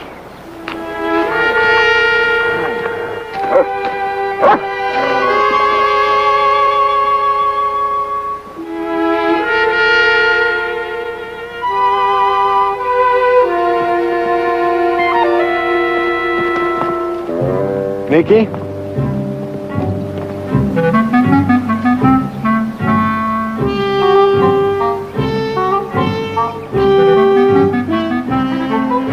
To the beginning of the hunt.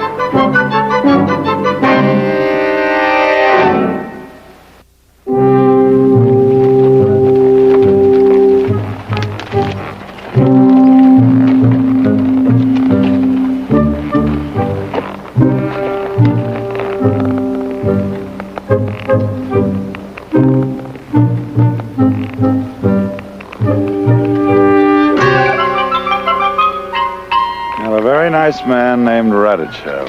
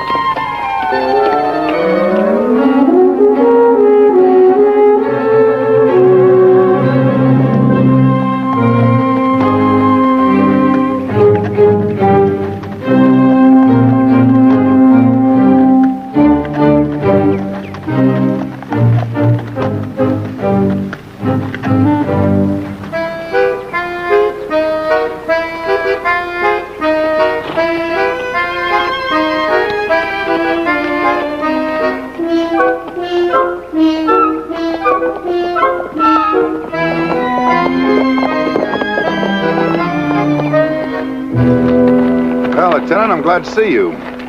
Trouble? Now, we're being hunted by a madman. I'd rather see him taken into custody than have to shoot him. It's true, Lieutenant. What do you mean, hunted? Exactly what I say, hunted. Well, have you done something? Is it the law that's after you?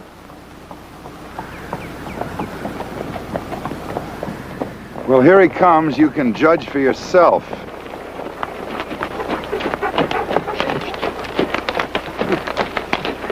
Good afternoon, gentlemen. Lady.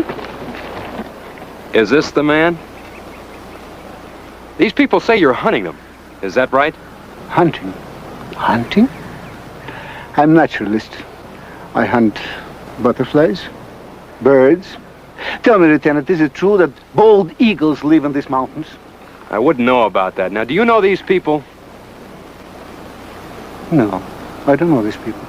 You got any kind of identification? This is Mrs. Vanessa Stewart.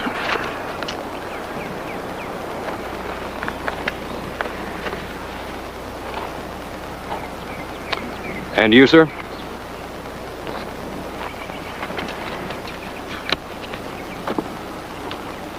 That seems in order, Mr. Radichev. He has a Russian passport. Official. Lieutenant, if you don't take this man into custody, I may have to kill him. It's all right, Lieutenant. I don't know why this man wishes to kill me, but I'm ready. Now, why don't you be on your way? And I wouldn't bother this man again if I were you. Radichev, if you push me any further, I will fight. Good, good. Mrs. Stewart.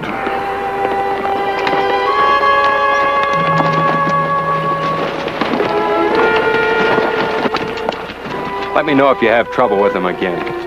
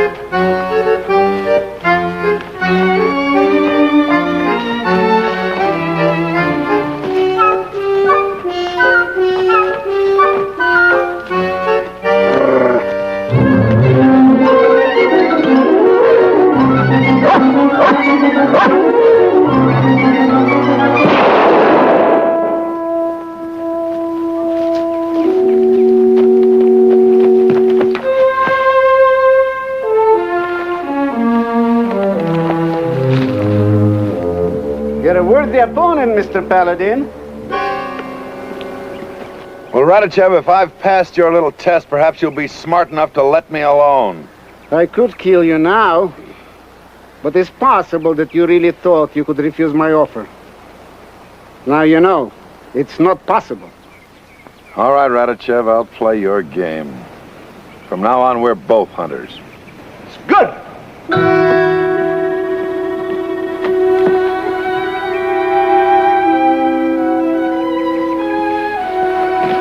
It's my ankle. I think it's broken. Let me see it.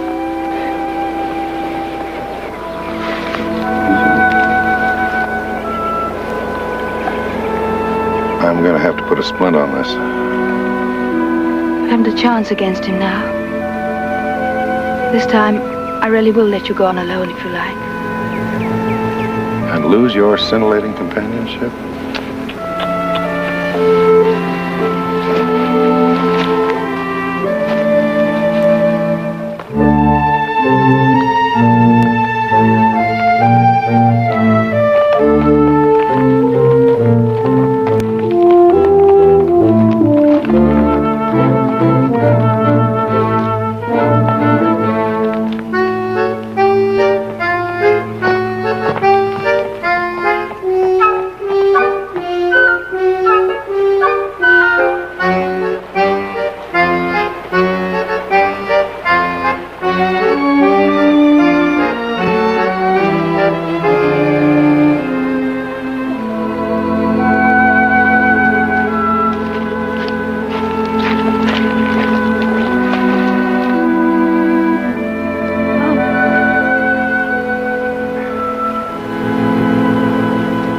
Cut through the underbrush now.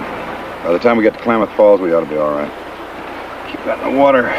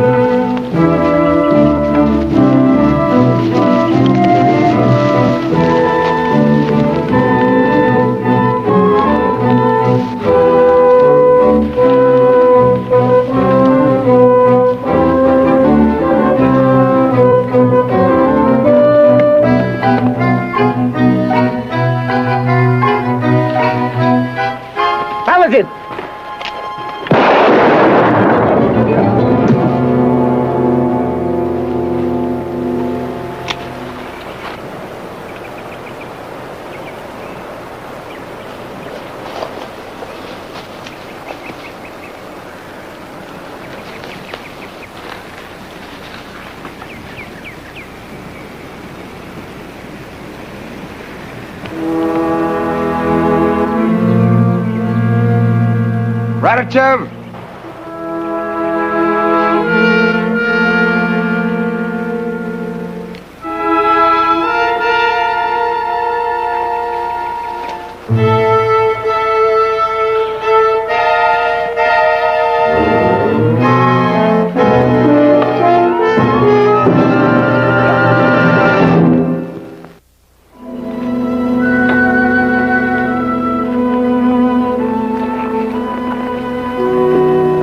Should see Klamath Falls in a few hours. There'll be a doctor there.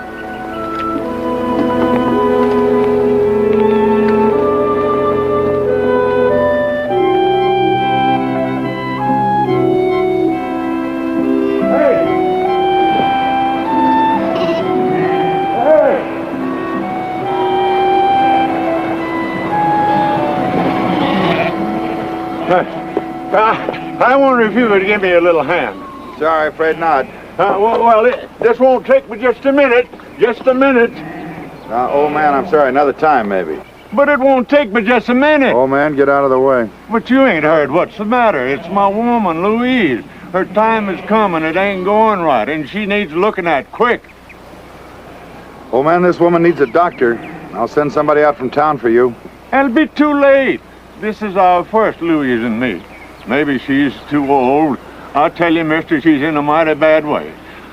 I just want you to help me get her on the wagon so I can take over in town. You seen anything of another rider through here? You're the first in more than a week. Where's your wagon? It's in the barn. You hitch up, and I'll get Louise ready to travel. This won't take long. Some shade over there. You have a rest. I'll be fine.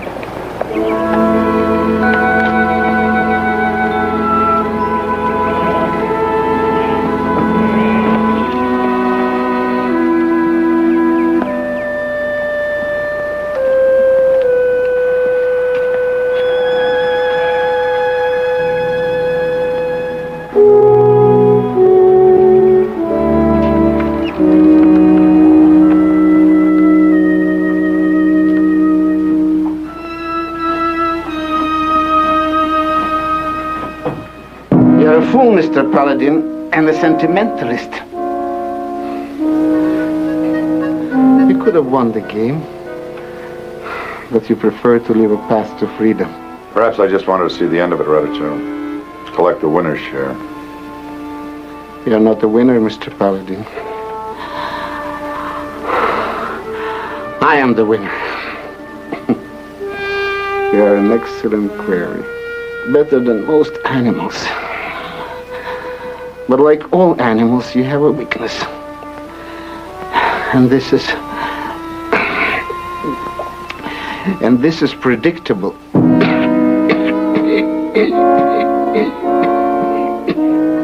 Better have that wound taken care of. It's too late, Mr. Paladin. Perhaps we'll find our moment of death together.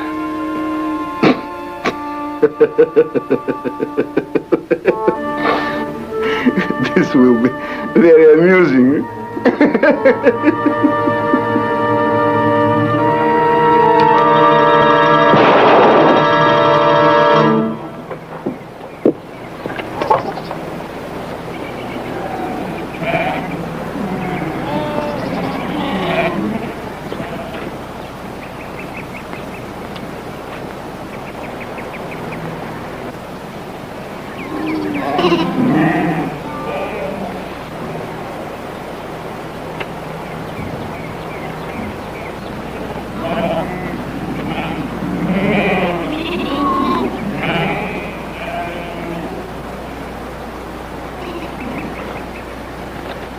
He gave me $40. Said you and him had a grudge fight on. I figured you had the best of it. I mean, the way he drug himself in here. Louise? I ain't got no woman. You haven't even got a wagon. You want to earn that $40, go bury him.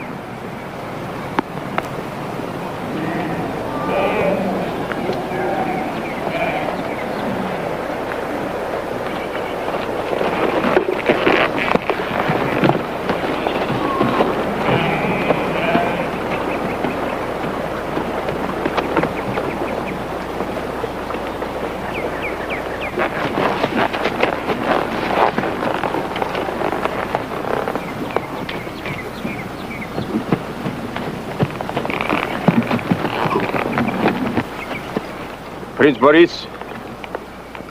In the barn?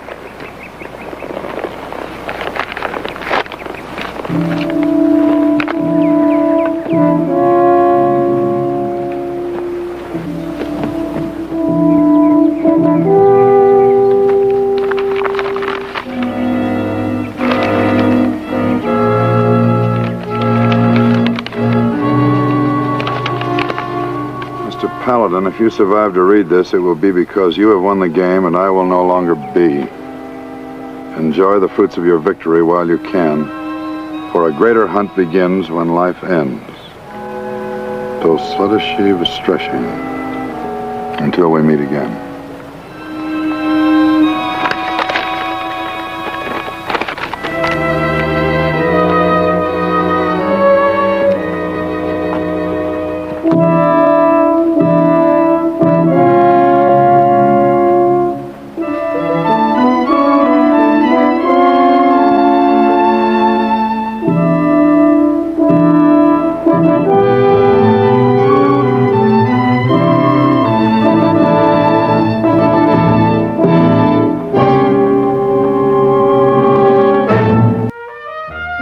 Help!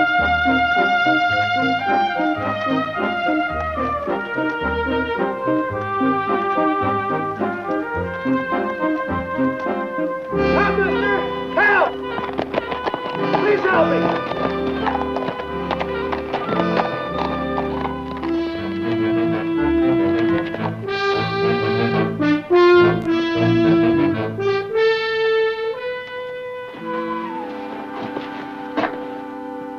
What's trouble?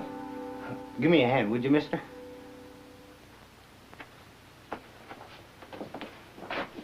This what all the shouting's about? Try and heft that and you'll see what the shouting's about. Excuse me. Been out of the sight and smell of folks so long, kind of forgot my manners. Name's Buddy Webster. Paladin. Mighty glad to meet you, Mr. Paladin. I've been alone most part of 5 years. Ain't heard nothing but the sound of my own voice. Got to get this on them horses out front.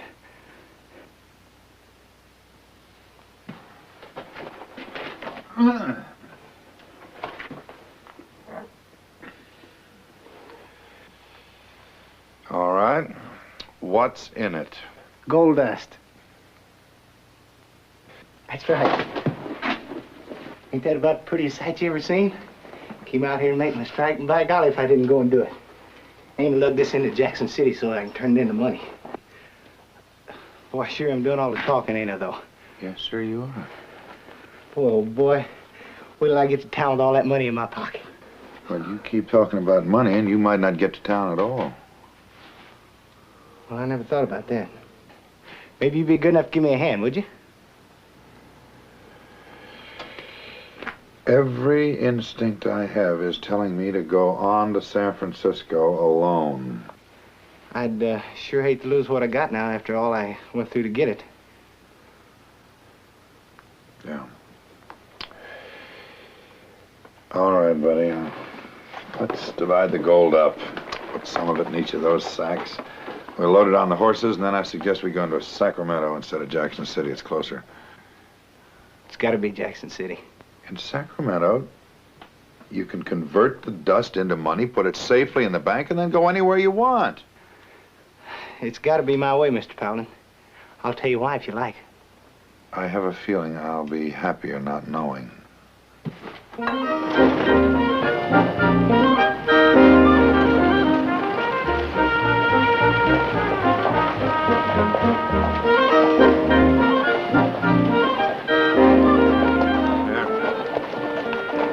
Get yourself a room in that hotel. I'll find the assay office, convert this dust into money with a minimum fanfare. I'll just mosey around.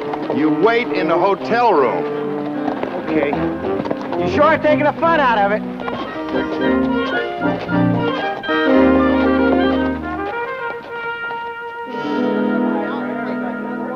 Just as long as I get the best, that's all. As long as it's the best, I don't care. Look, I've got I'll leave it up to you guys. I'll leave it up to you. Only talk one at a time. I only got 2 ears. Would you listen? Hey, listen. Please, please, please. I only got 2 ears. Wait. There's the man with my money. Pay these gents for me, will you, Mr. Paladin? Yes, do so, will you, please? Well, I'm delighted that we had that little talk about discretion, buddy. All right, gentlemen, who's first? It's your saddle. Yes, sir. How much? He's offered me $300 for it.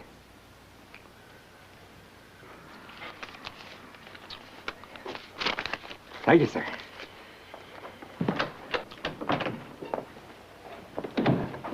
$5,000, if you please, sir. A ring? Which ring did he select?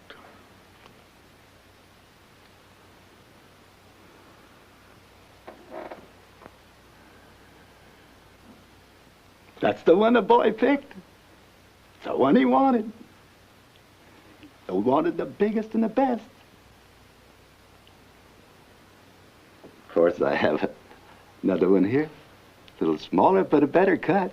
No, sirree, I want the big one. All right, buddy. There you go. Look at that. Pretty?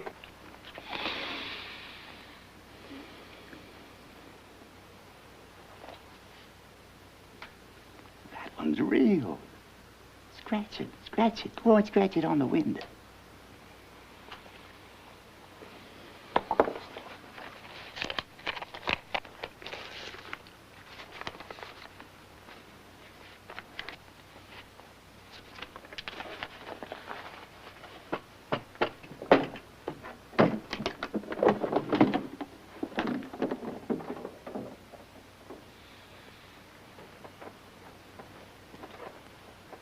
Two rings? What do I need two rings for? Buddy, I don't even know what you need one ring for, but that gentleman at the door, that smiling gentleman, he made you a present, one of those rings.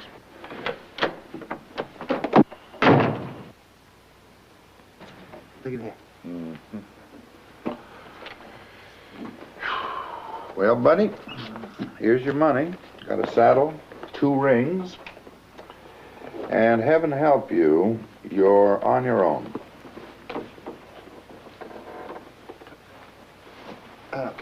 Mr. Paladin, I wonder if you'd do me one last favor. Name it. Well, this ring, it's for a girl. That's why I had to come here instead of Sacramento. I see. I thought you told me you were in that mine for 5 years. That's right, 5 years. 5 years since I've seen her. I met her one time, just one night.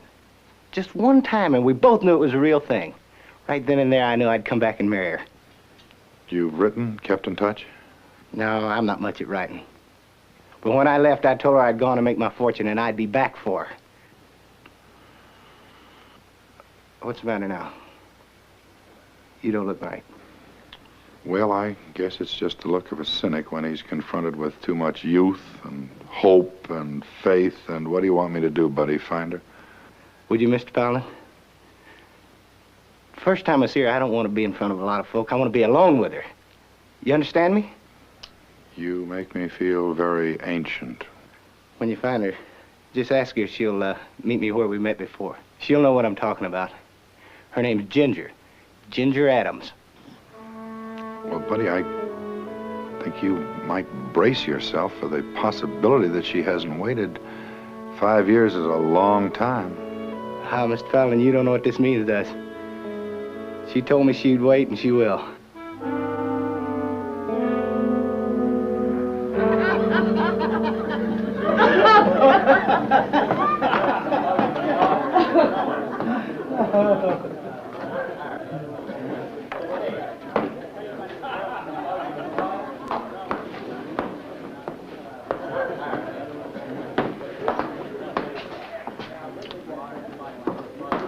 Innkeeper, I'll have a whiskey on him. It's fair enough. That wasn't no bad saddle I sold him. You'd have sold it cheaper. Well, maybe, but enjoy your drink.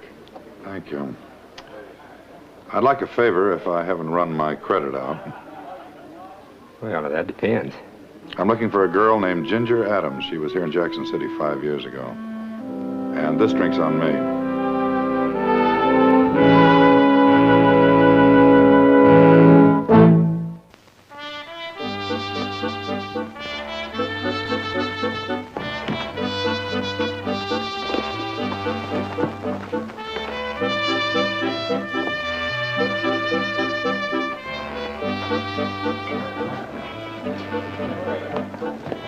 What's going on, Mr. Paladin? I waited and waited for you.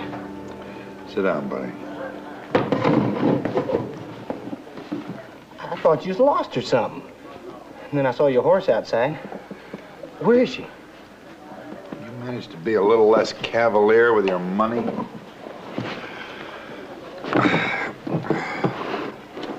She's in here, buddy.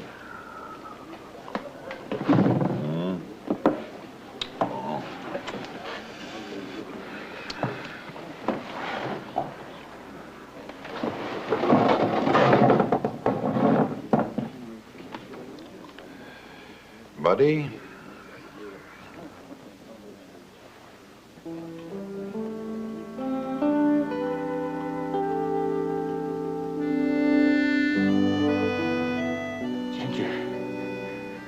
Ginger. It's really you. Oh, Ginger. I dreamed of you night and day, Ginger. I lived it over and over and over again. Did you, honey? Oh, Ginger, didn't you?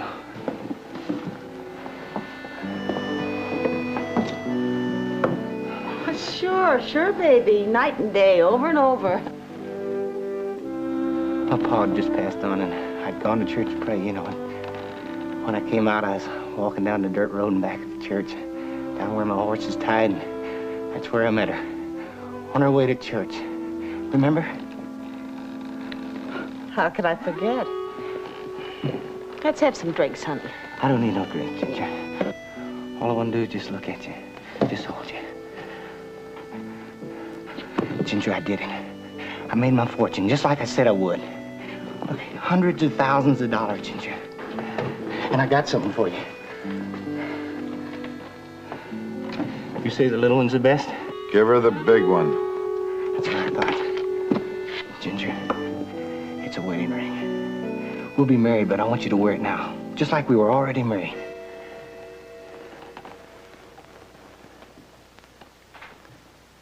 That ain't real, is it? If it cuts glass, it's real. Drinks around me, young fella. My name is Joe Becker. Thanks. We're not drinking.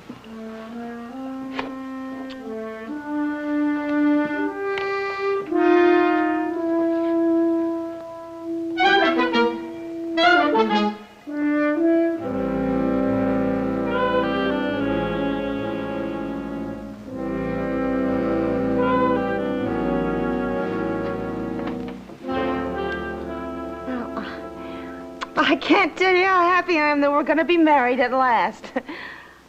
What's my name, honey? My married name. Go and say it so I can hear how wonderful it sounds. Mrs. Wilbur Webster. You call him Wilbur, do you, Miss Adams? Gosh, no, nobody calls me Wilbur. Go on, honey. Tell him what I call you. Calls me Buddy, of course, among other things. Let's get out, Ginger. I want to be alone with you. I gotta be alone with you. Well, I don't want people staring at us. I want it to be just us. You go on. Tell me where you're going to be, and I'll come to you. No, I don't. Oh, please, honey. That's the way I saw it in my dreams. Are you staying at the hotel? Yeah. But hurry. Will you hurry? Please hurry. Wait a minute. What happened to our romantic? I thought this reunion was supposed to take place on the hallowed grounds of your first meeting. That's right, Ginger. That's the way it ought to be.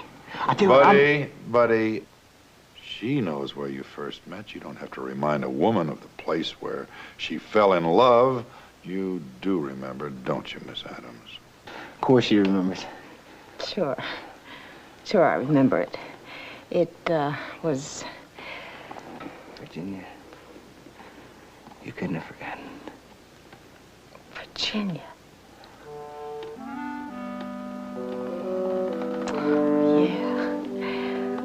I remember you calling me Virginia, and I remember telling you how it was my mother's name, and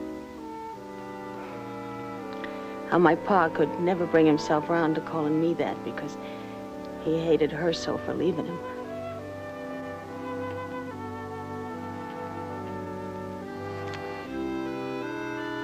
Buddy Webster.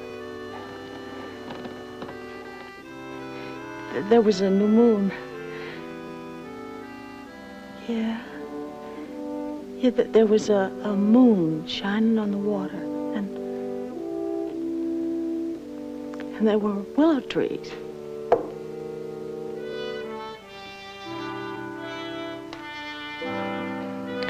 Look, you go on ahead. I want to change.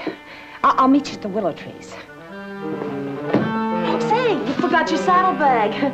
If there's anything of value in it, you don't want to leave it here. I'll take care of these until he's ready to leave town.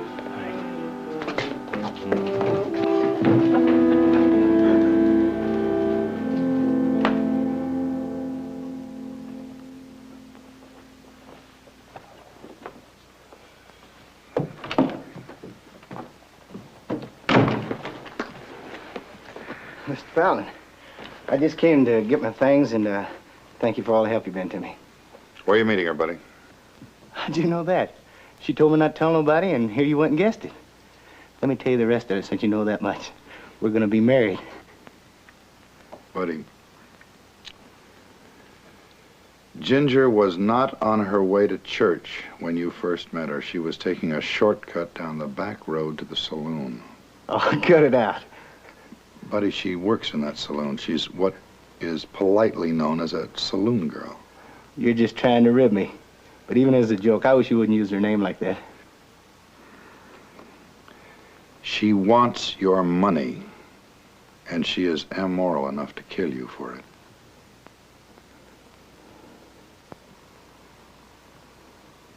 You know, if I didn't owe you so many favors, I'd be tempted to make you eat them words. But as it is, I just hope I don't see you anymore.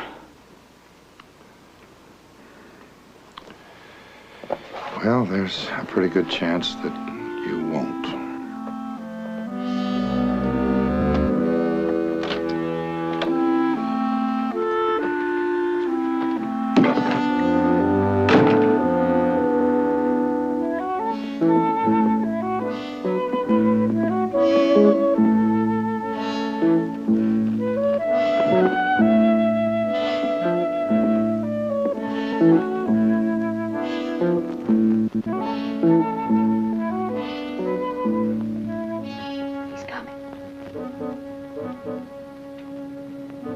Ginger?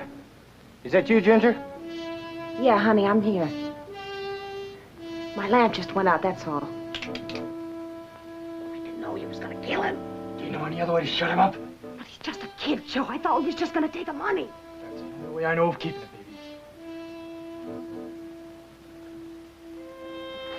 baby. You stand there and you listen.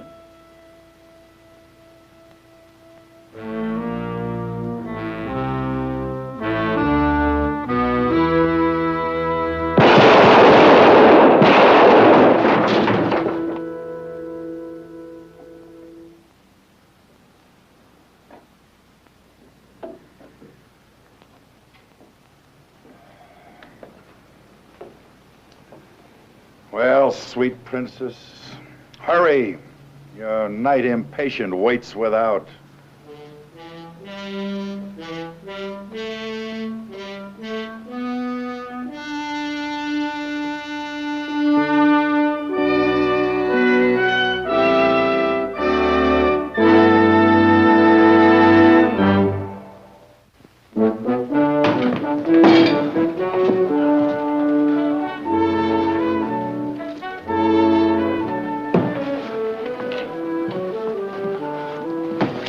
There it is. 5 years and $500,000. Now tell me what good it is to me, will you?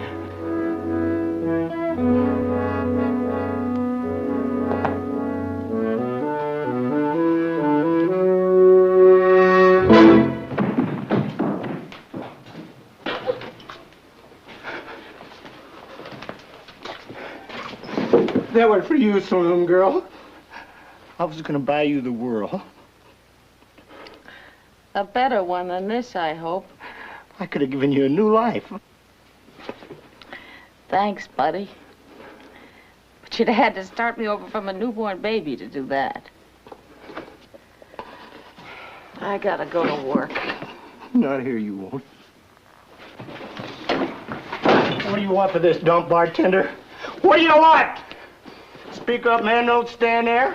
Money talks, don't it? Money's gone. Well, what's your price? How much you want?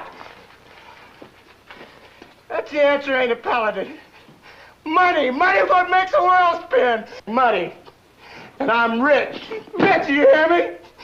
Now get out of that saloon, everybody. Get out. Come on, don't just stand there. Get out. I bought it, didn't you see me? Go on. Get out, everybody.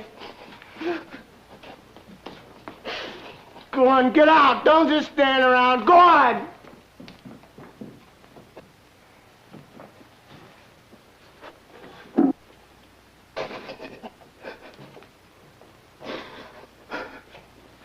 Oh, not you, saloon girl.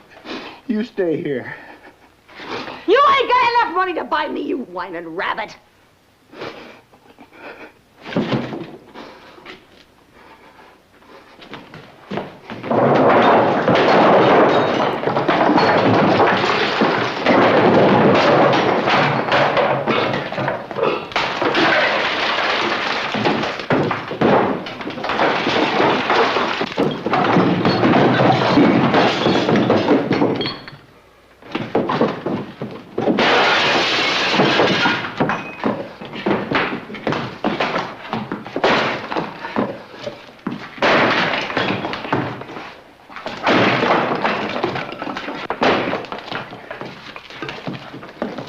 How's that, Virginia? How's that for a new life? All over. Oh, no, it ain't. Because I'm going to ruin her. Are you? Why? Because you're young and inexperienced? Because you imagined a girl to be something that she isn't? She was a saloon girl when you met her, buddy, and she's still a saloon girl. She hadn't changed a bit. You wanted to pay for your lack of reality?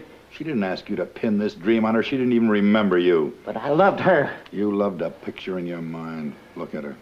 Go on, look at her. Now, what kind of a life do you suppose she's had? You think a woman chooses this line of work if she doesn't have to? I've got an idea this world's hurt her just about enough. What do you want? You want to deliver the coup de grace, the final act of brutality? That's what you looking for?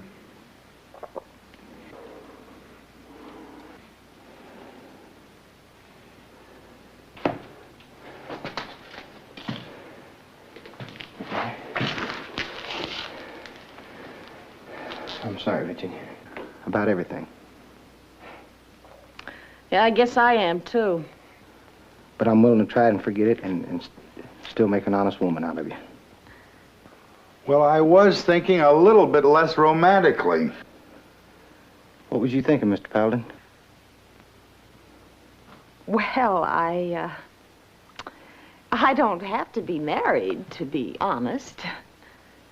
Well, what, Virginia? Well, it's not in much shape now, but, Well, then it's yours. It's yours!